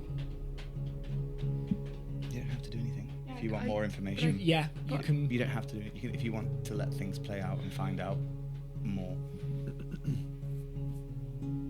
Yeah, I think Tony's just hopeless and she just doesn't know what else to do other than what she said. Yeah. So she's just gonna look to you guys like, no, yeah, sure, go on. No worries. Thank you. Which means Cricket. Cricket will trot up until he is level with Tony. He will put his hand on her shoulder. He will say to Siggy, Siggy, we love you. We will be back when we know how to help you. And then I'll kick my heels and I'll say one more time, I can bring up to 3 willing creatures. And wreathed in flame, Sigismund, you are left alone, pinned to the ground as your so-called Drenga disappear. The 3 of you slip into the ethereal plane, and you see Sigismund as he successfully unclicks the magic item on his next turn. We are out of initiative, and he is there on the ground. And as I've described before, there is just a dullness to the world. How long can we be here for? Do you know? Does the horse say? Horse, tell us. I don't know how long she sticks around, but... Because you are able to use this item. Oh, sound. So 24 hours. Sorry. Pete knows Cricket wasn't sure if he was allowed to. I will say that you do know. Okay. This will end in 24 hours. That's fine. Okay. Maybe you guys sleep. I'll keep an eye on him and What if he moves? I'll follow him.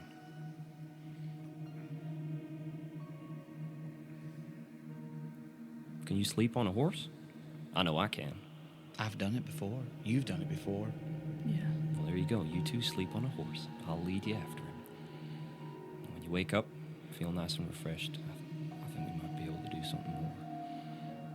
What can help? Because I only need 4 hours. I don't know, trying to banish it or maybe Have we done something similar? when everyone was a bit mad after the gods. With the diamond dust? Yeah. Do we have any left? Yes. I could get that in 4 hours. Yeah. Maybe 4 hours? Okay. If this goes wrong though,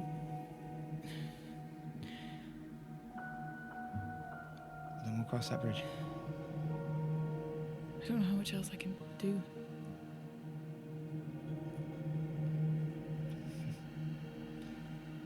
It's always the case. Are we safe here? I don't know where we are. Is there anything that can get us here? Or is this a little safe place? Everybody make me a history check. I feel I like shall because I've got spells that bring me here, would I know a little bit about... Make it with advantage. I'm not going to make it at all. No, make me a history check. I'm not old enough to understand history. Make me a history check. Oh, that was high. I felt like I... Oh, that was low. 5 at disadvantage. It was 20. 22. 16. Some of you may recall that as you were walking through the Rivertree Woods away from Tillerellarog, you happened upon an ancient, giant gateway with certain wisp-like entities swirling around it, and there was talk of them being tied to the ethereal plane. You know that things exist here.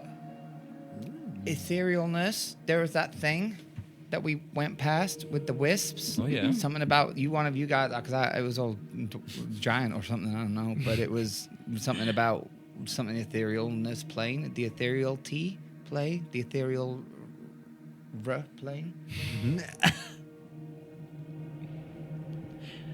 I love the mental image of you guys having this quite pleasant chat, and in the Just the background muffled is a sound. muffled like. Can you guys hear me? Can they hear me? They can hear you. You cannot hear them. Oh yeah. So, Siggy unclicks the rod, undoes the knots around his legs.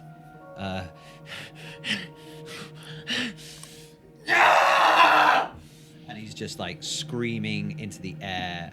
He runs over to the spot where you guys disappeared, and if I may make like an investigation By all check. means.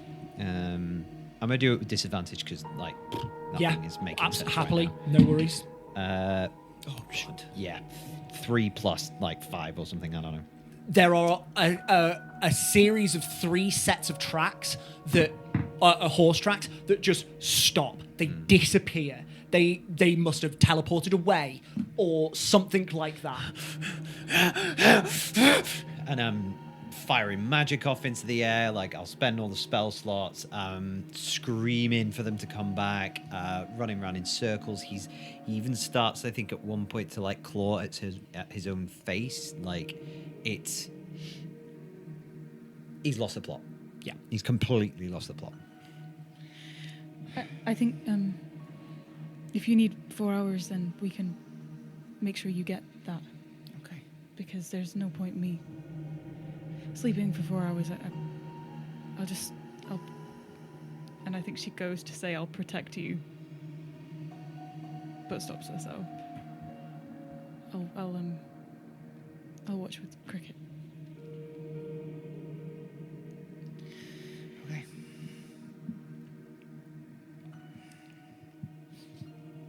All right. And we'll go into a trance. Monster fire. For the purposes of this, you 3 are going to attempt a long rest. Just Willow. Just Willow for 4 hours. That's they're gonna keep- That's fine. Is there anything that you do In the meantime, in the meantime? we would put Willow on the horse. I think we would walk alongside, leading the horse and just kind of following after Siggy if he's running around, or if he's storming around, or if he's just raging. I'll say you can't effectively long rest on a horse. You will have to bed down. Yeah. I mean, Well, then we can't do well, this I'll- because if he moves away, the long rest isn't going to happen. I'll stay with you, and you can follow. And do the bracelets work here? Probably not. I will say, I don't think that there's any. I don't think that there's anything in Siggy that believes that they have left the place where he last saw them. Okay. So I think he thinks that if they come back, they're going to come back to here. Okay. And at a certain point, after maybe like an hour of raging and like hunting, not finding anything, I think at one point even he gets like his shovel out, starts digging, and then clawing at the earth. That just kind of exhausts him. Yeah. And if the day is sort of coming to an end or coming It to a is. close, Evening is starting to draw in at this point. Yes. yeah, I think there's a point at which he will eventually, 'cause he's got a very high constitution, Yeah. he will eventually exhaust himself and sit and weep in fury and loss. Yeah. Not only for the sword, but for his friends who have apparently abandoned him in the middle of the countryside. And that, I think, causes him to fall asleep. I will say that you lay not flat out, but exhausted. Sleep does not come to you tonight Okay. because of the rift that you feel within your person. So please take 1 point of exhaustion. But I do agree that that is At a certain point, Yeah. even Siggy absolutely has to yeah. sit down. Okay. Once we see him Yeah. do that, then I'll be like, right, okay, give me 4 hours. See, I'm going to my And hand you stand. can trance. I'm just gonna drink a healing potion. Yep. Wait. And watch. That's a great shout. Yeah, because I'm really dumb. I too shall drink a healing potion. Go for it. What healing potions are you drinking? Regular. 'Cause Regular. That's all I have. Good catch. Me also regular. Don't know why I spoke like Yoda there. These healing Oh yeah, potions. tube. These healing potions are made by Crochet Endeavours, who will be at our live show and is bringing stuff to give to people and fulfill orders. So, Oh, that's so cute. message Crochet Endeavours to Jingle, jingle. get those orders. Yeah. Sorry, Crochet Endeavours, if this is wrong, but Yeah. Good luck. Please be aware, the D4 are not edible. Do not drink these. people don't learn the I've hard ways. tried a couple of times and I found them again. Oh, Oh, no. Thanks, Crochet. This in his urine. is good. Pete's Plus definitely that guy who shoved crayons up his nose in kindergarten. nose.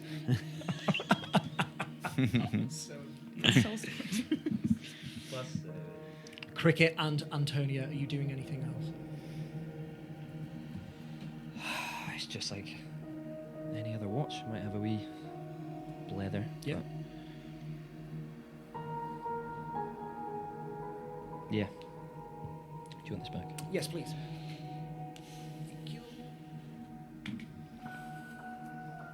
Oh, good. Good catch. Yeah, I Yeah. think Tony's very focused on, like, she's exhausted. Like, she's so tired. She's so out of spells and out of hit points, and just everything is just like she's fighting, staying awake. But also, she is replaying everything that's happened in her head, the memories that surfaced for her, like how she felt when Siggy had her, knowing that, you know, Willow, well, not thinking Willow would really care as much as if it was Cricket, and then all of the following evidence to support that, like everything just We didn't hear is that in her brain. sentence, did we? You just said that to Siggy. Yeah. You got the wrong one. Yeah. Yeah. Okay. So yeah, just all of that is like in her head. So I think she's very much focused on watching. But Okay. Thank you. Are you casting the dome? can I hear? You don't know. Do you attempt to? Should I try and? Yeah, I'm cold. I want to. Yeah. Okay. Okay, I'll try. I'll try and ritual cast the dome. Take 10 minutes to ritually cast the dome. And after those 10 minutes, you are surrounded. Sigismund, you see nothing. I think, like a couple of hours into his isolation, he's even turned to Havrin and the ancestors, and is just screaming in the heavens, "Havrin, help me!" Deep into the night, Sigismund cries, voice hoarse and barely functional. You, Willow, start your long rest, and within the confines of the dome, you two keep watch. Perception checks, please.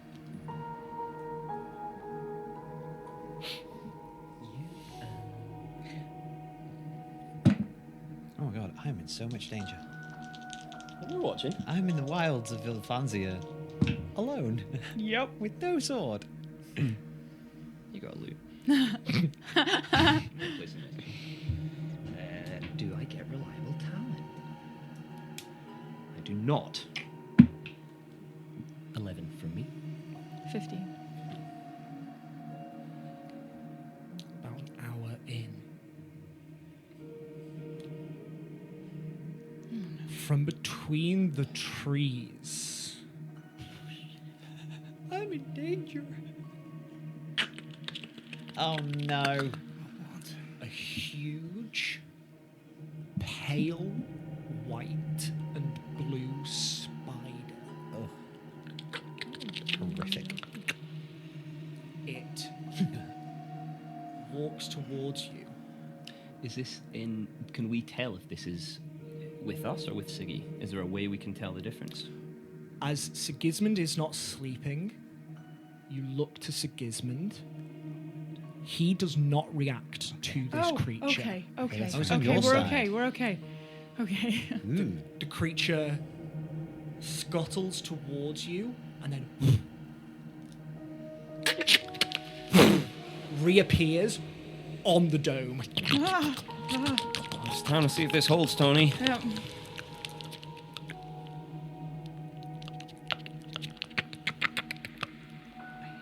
Go away. Vanishes. Yeah. Cool. You saved us again. About 3.5 hours in. As off to the side, you see a small.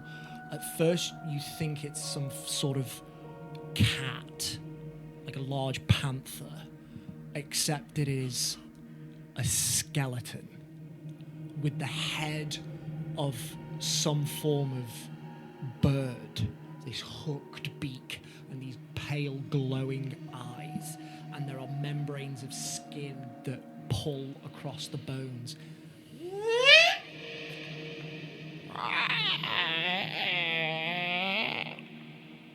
Just and off.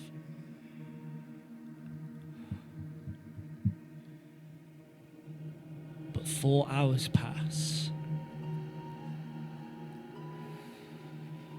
And Willow, you manage to complete your long rest. This place is fucking weird.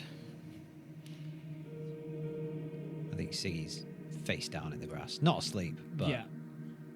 like head turned to the side, just I've got such a, oh, what is my life? yeah, literally. Cool.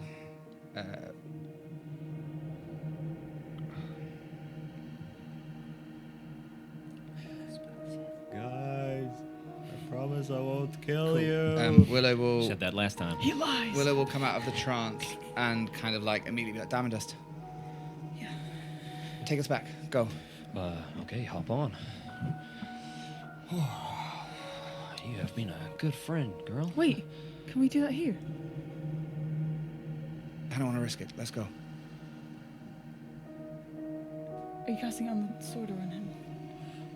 I will say that you would probably know that if you're casting Greater Restoration, it needs Has to be to be on in there. the subject. Banishment was the sword.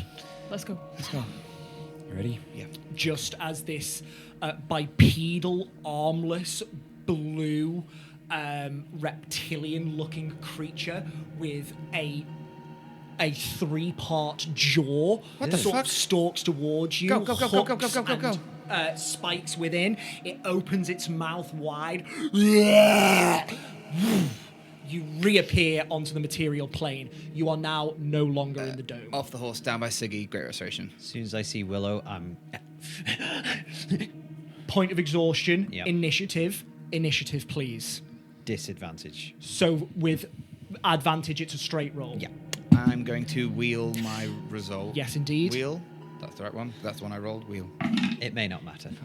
Yours probably won't matter either. Jesus Christ. Well, I got a 1. Oh, okay. Well, I A got total of 4. Okay, For yeah, four? I'm over that. I'm like Okay. 12 or something. That's okay. 11. or So 12. Willow, you have initiative. Cool. Great Restoration. Greater Restoration. You grab the dust and practically throw it at Sigismund to obfuscate his view, and it stops just before it makes contact, as if, you know, when you place your hand in one of those like needle toy things and it makes that impression. There is in Diamond Dust a Sigismund impression, and it I think she like chucks it up into the wind and then uses the wind to bring it into him. So that incredible. it uses nature.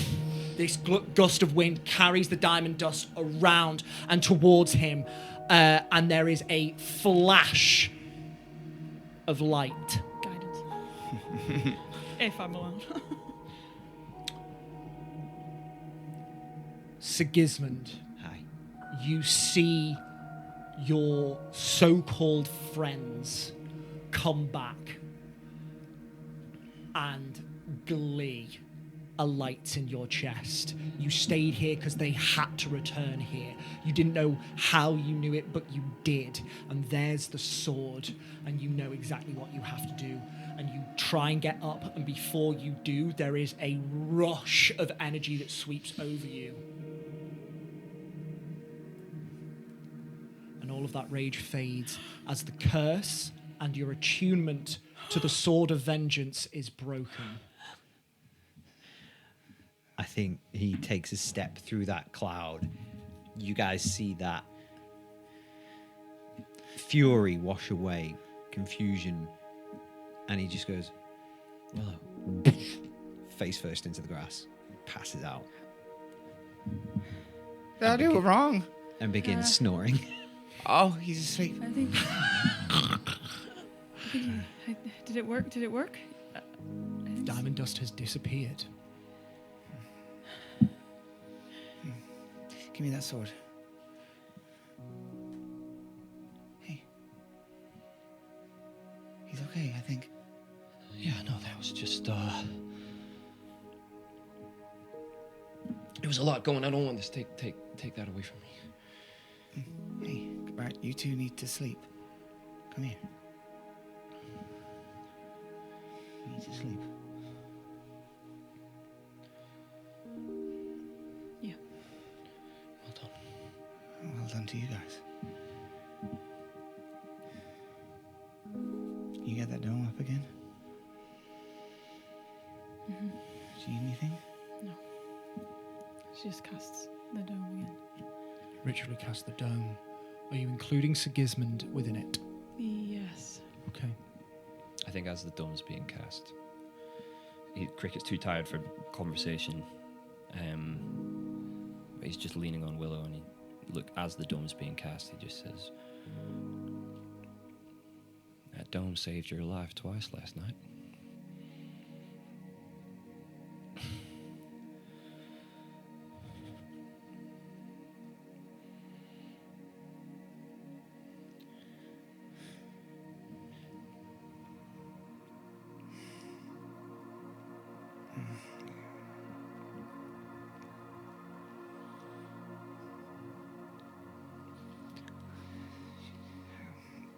You just see like a real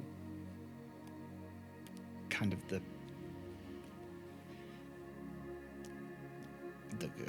conflict that's this whole situation is all over Willow's face. I think he looks at the conflict and probably says, I know. I know.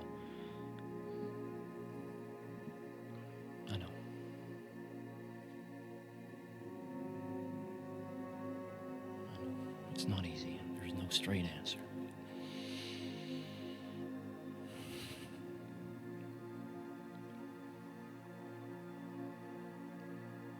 Is heresies worn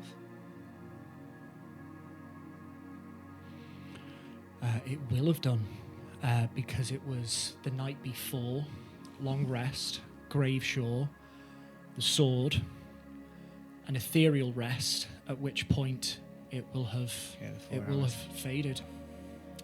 For once, Cricket is not compass mentis enough to be keeping tabs. And I think he leans his head on Willow, and the top of his head brushes her arm, Which is exposed. Concern. First time. Not good. 8. Yeah, fair. For the first time, you make contact with Cricket's bare skin, and without the safety of magic, there is something that flushes across your skin, and immediately you feel ill at ease. Oh no! Oh, I'm sorry. I'm sorry. Oh, it's Oh fuck! I'm sorry. No, Willow. it's okay. No, it's me. It's my fucking. It's what it feels like.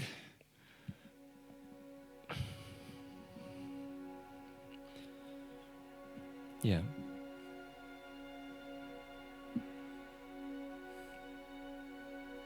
I'm sorry. So what you feel like? I don't think so. I don't know how it feels to other people. Make me a con save, will you? No, not yet. I grab him by Don't the touch me, don't. chin.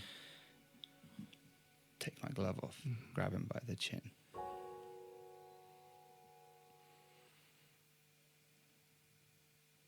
And I'm gonna do what she didn't do earlier and kiss him back.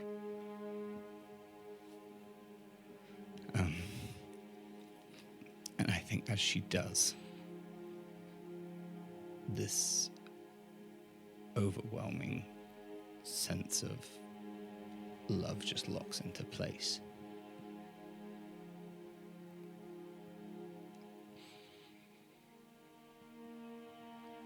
And as she kisses him, her druidic magic is going to flow through. And I'm going to cast regeneration on him.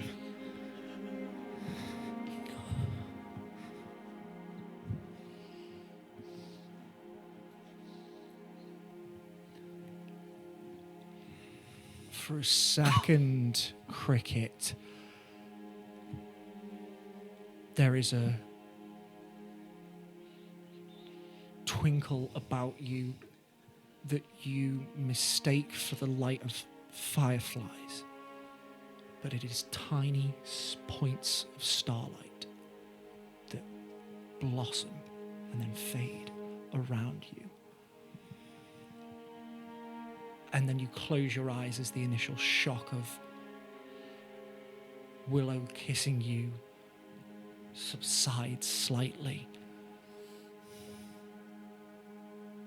So what you don't see is this collection of stars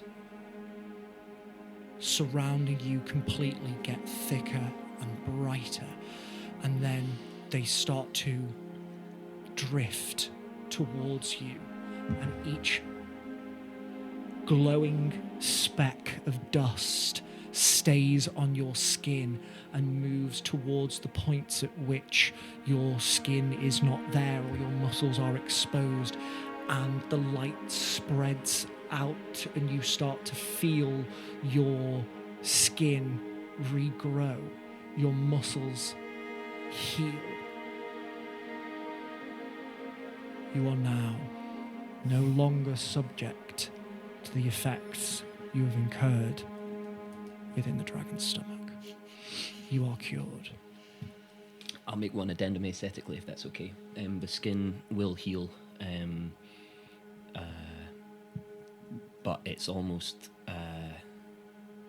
the skin he's been wearing for 30 years is sun cracked and liver spotted and old. The skin that comes back is newborn and almost like a speckling of like beautiful vitiligo scars or something like that. Mm-hmm. It comes apart from the ghost of the Zavex stays, so the speckle that is across the top of his head just has a really dull orange to it.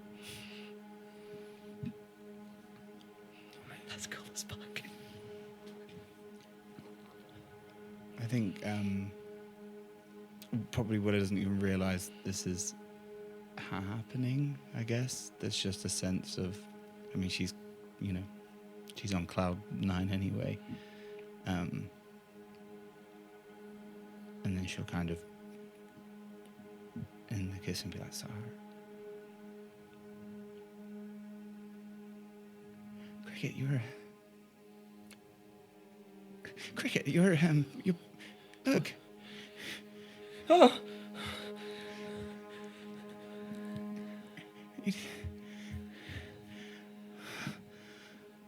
And then she'll just doesn't give a fuck now that she knows what it feels like, and she's just gonna just trace her lines along like the vitiligo kind of. Yeah, just the... There's an ever so slight freshness to the spots that were not skin before, and you can only ever so slightly tell the difference. And it's just beautiful to her. And like the aura.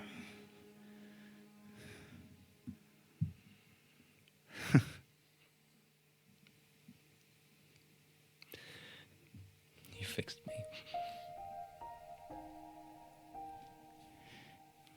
You fixed me. Well, I'm sorry if I make you feel sick, but fuck it. Yeah.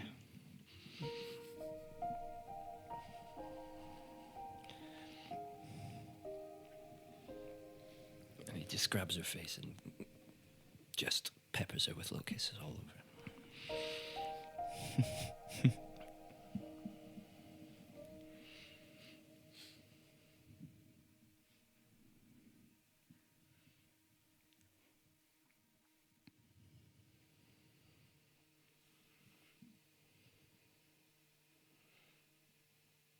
I love you.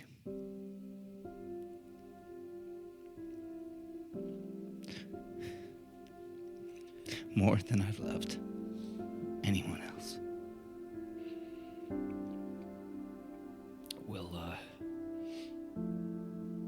I had to ask Siggy what I was feeling, but he pointed me in the right direction. Willow, I love you too.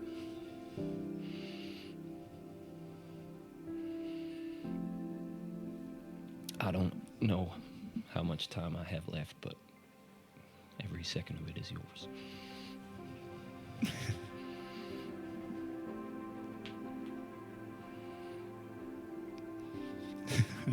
Put in for another kiss.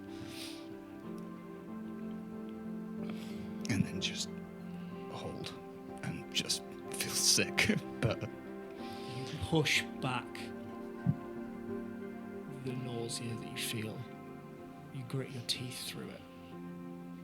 And you just hold Cricket all night. And before very long, Cricket joins Sigismund in his slumber as the exhaustion overtakes you.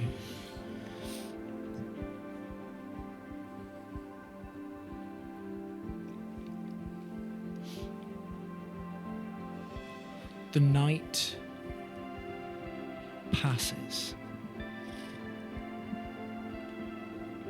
You all get a long rest.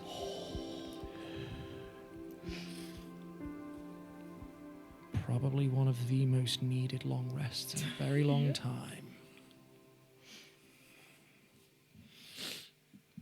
Cricket and Antonia, you awake before Sigismund does, as the toll of yesterday leaves him unconscious for a time. You are all still in the dome. What would you like to do? I think just on the back of all of that,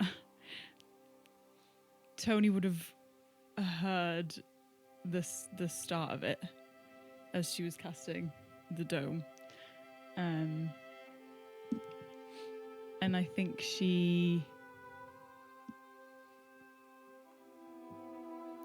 left them to it, obviously, in a sense of just like quietly just finished casting the dome and then just went to sleep. But I just think in her mind, like, again, all of those thoughts are echoing, amplified by this. Yeah. And then a hint of that will still be in her brain as she wakes up in the morning. Thank you. Willow's like a little giddy schoolgirl the whole night, just like smiling. I think if there's ever been a night where she hasn't thought about... Sorry, Ben. If there's ever been a night where she hasn't thought about... There's never been a night where she hasn't thought about Moonwater until tonight. Yeah. Nothing crosses her mind, apart from just a state of kind of euphoria and happiness, and just probably spends a lot of time looking at him and just tracing, like just constantly failing that con save probably, and just feeling sick, but doesn't matter. And just tracing all of these gorgeous new aspects to his skin tone and the orange and the paler green, and just it's like every time she looks up and then looks back down, she re-falls in love. Yeah, just over and over again. And it's the best. And to the point where she's like, I'm going to do it again. Oh, there it is again. And just enjoys the sense of home that she's just gained. Inspiration.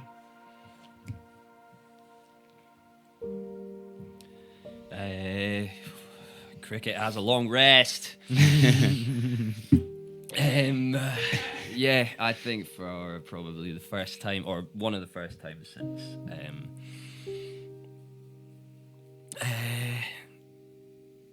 Dolomus, probably. He allows himself to sleep with both eyes closed, in a metaphorical sense. He just sleeps, so deeply. Feels refreshed, feels exhausted, but in the best way.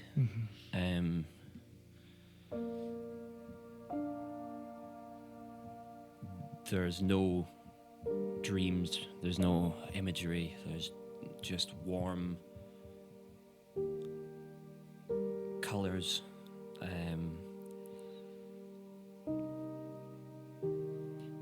It would be like it'd be like sleeping in a steam room where it's just nice and humid and thick and cozy. And when he wakes up, it only gets better. Thank you.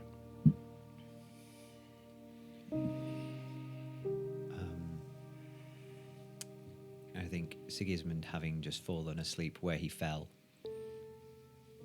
kind of wakes up with his face in the dirt.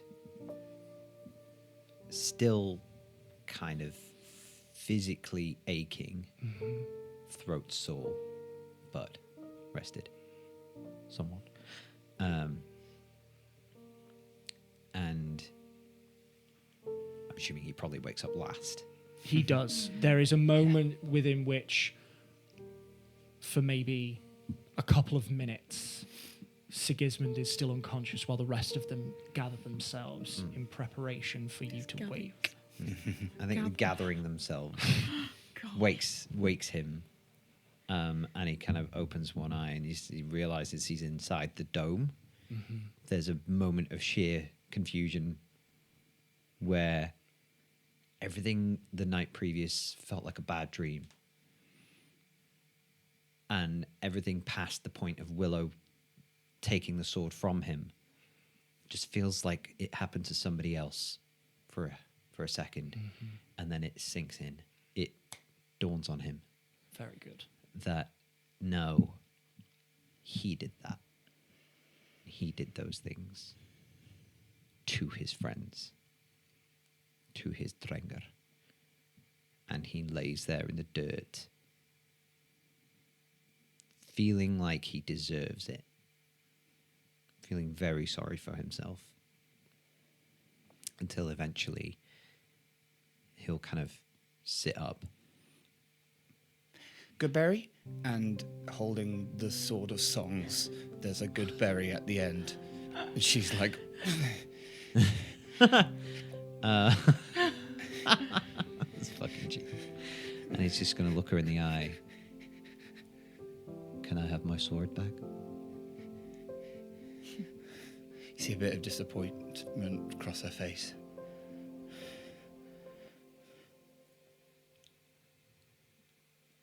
Only if you eat the Goodberry off of it.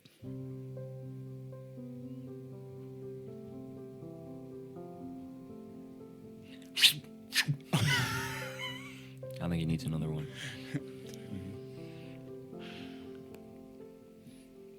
Take it. And I'll take the Sword of Songs. And as you take the sword, there is a slight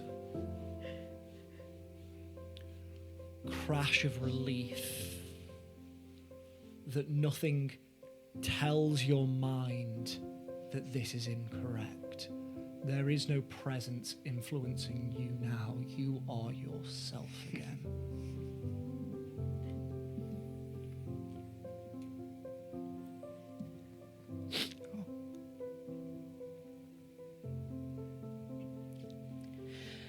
Forgive me.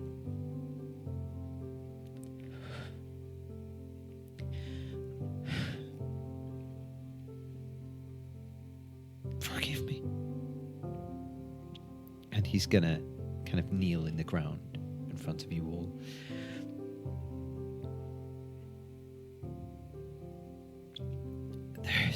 There is nothing that can break a Drengar pact.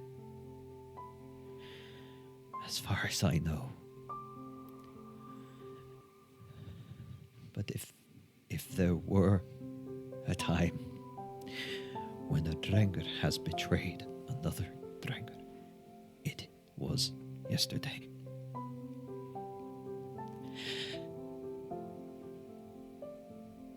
I failed all of you.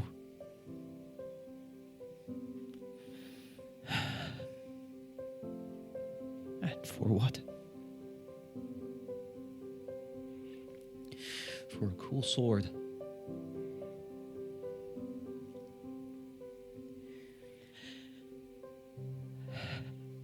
See? Stop lying. You didn't betray us. There was something evil in that sword. I think it was driving you to do those things. You don't need to ask for forgiveness. I already did that. I think the rest of us did. Tony just goes over and like drape hugs him as he kneels there and just says, and you've got a cooler sword now, so. Cricket bundles into him as if it would knock someone of the same size off their feet, but he almost bounces off, manages to catch himself. Out loud, he says, besides, you're going to need all the help you can get in his hand. And then he leans really gently into Siggy's ear and says, I love you, brother. I love you, brother. Thank you. I don't deserve this, but I will accept. Connect to it. Yeah, give it a swing. Okay. Mission complete. We got it. Okay. And I will. Wait, and I'll just wipe the last tear off that's on the face. I will raise the sword of songs, and I'll go into a rage and summon the ancestors.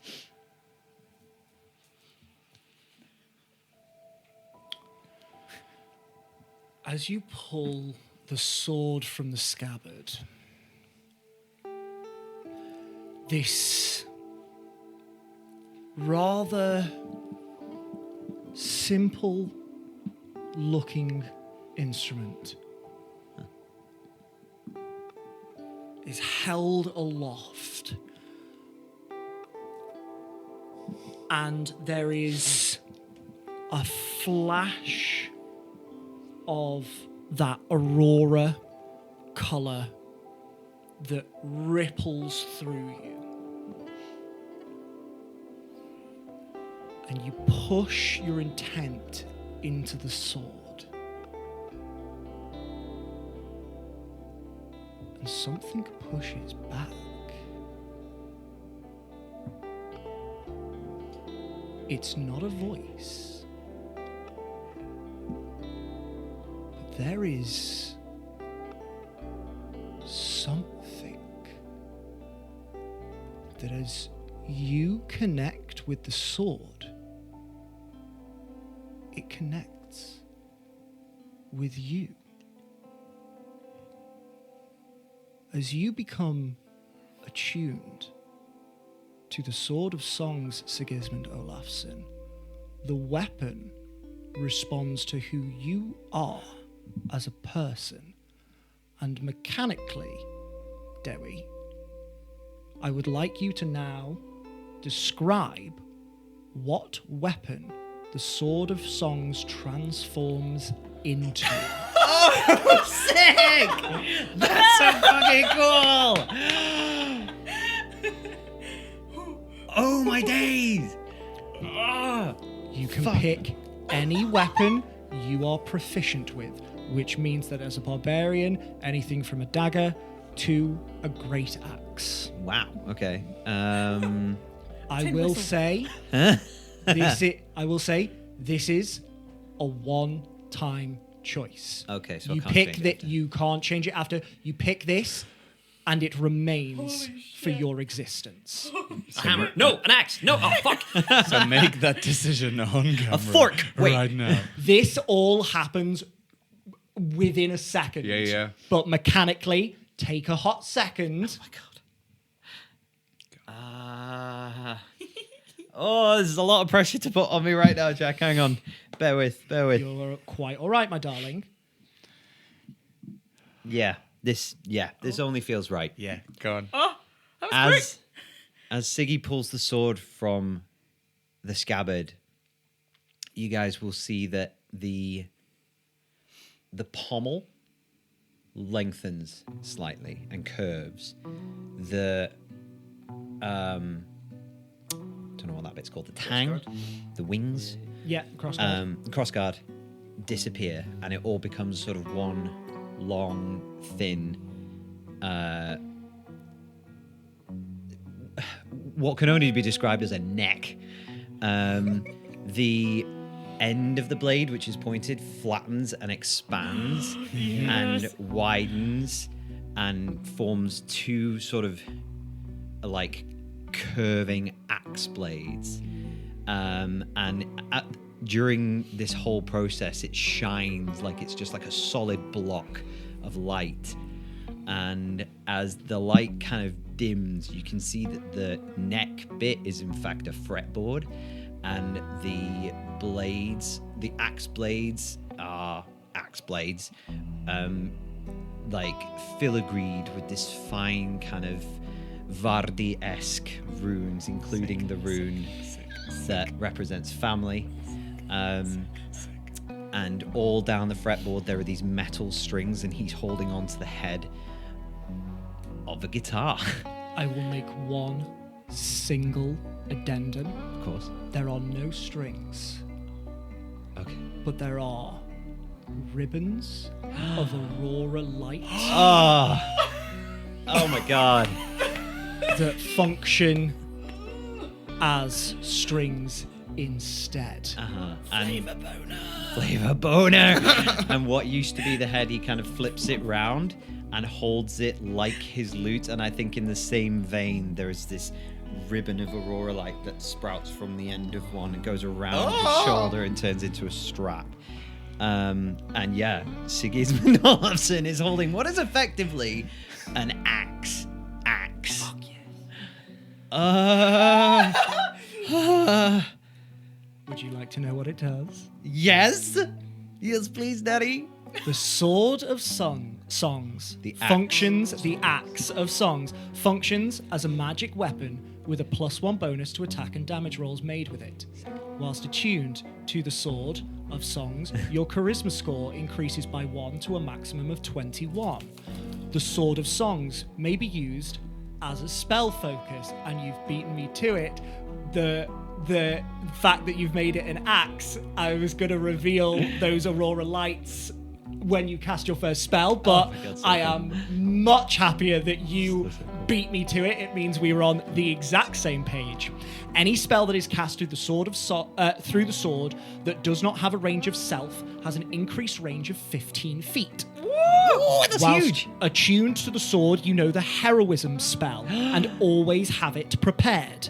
This does not count against the amount of spells you prepare a day. You may cast it once per long rest without expending a spell slot. To recast the spell, you must expend a spell slot to do so.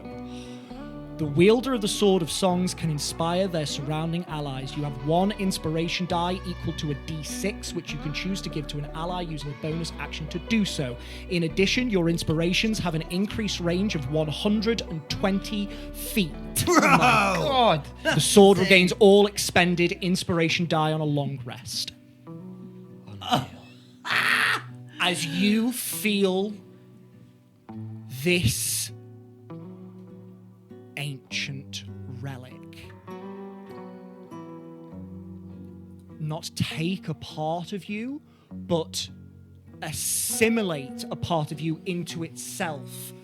It becomes the weapon that you have described there, and you feel a connection, whereas before it has only ever been one way.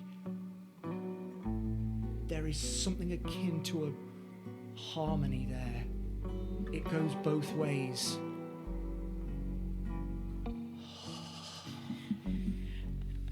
Whoa. And I'll just pluck a string. And that ribbon of light ripples. I'm going to pluck the string and bend it so it goes. Don't roll this. And I'll just play like a brief melody.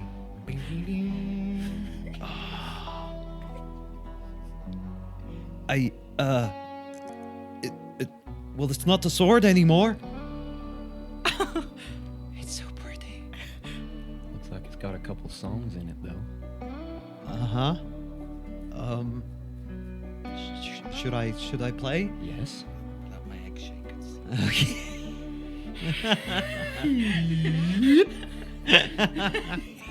And we play together as a band. Siggy just plucking away at the axe of songs. I'm so happy. And it's mellifluous, and I feel like you feel it in the very core. You know, when you're standing at the front row of a concert and you can feel it in your rib cage, and it's music. And that is where we are going to end tonight's session. That might be one of my favourite episodes ever. I was thinking exactly the same. Oh my god. I feel like I feel exhausted. I'm exhausted. Emotional. I can't Yeah. stop crying. Gonna fucking axe, bro! You should have made it a bear. Thank you. Thank you to Sigismund for carrying on with such an incredibly tough choice at the beginning of this session. Remember when that was the whole thing? oh my Yeah, god. yeah. Thank you to... Was that today? Yeah. Thank you to Kendall for... Kendall. Just for being able to Thank deal you with for- that emotional So trauma. sorry. Yeah. Thank you for Tony for how you dealt with that. Thank you to Cricket for an incredible use of your figurine of wondrous power. That might have just been the last saving grace there to get you the time that you needed. literally. Thank you to Willow for so many points of incredible emotion in that. The disappearing of Cricket, the bartering, so many. And I'm going to come back. Thank you again to Dewi, specifically. Never before have I felt more vindicated as a DM when you made the choice and described that weapon. I have had that in my head since episode 1 of the campaign. Right. So the fact Oh that my you goodness. made that choice, Yeah. incredible. We will talk more about this in just a moment in roll credits. That was episode... No, that's not the right one. Thank you to you at home for watching. Please join us again next time, where the players keep gushing over Sigismund's Sword of Songs. Until then, adventurers, keep on keeping on. Peace and love. Good night.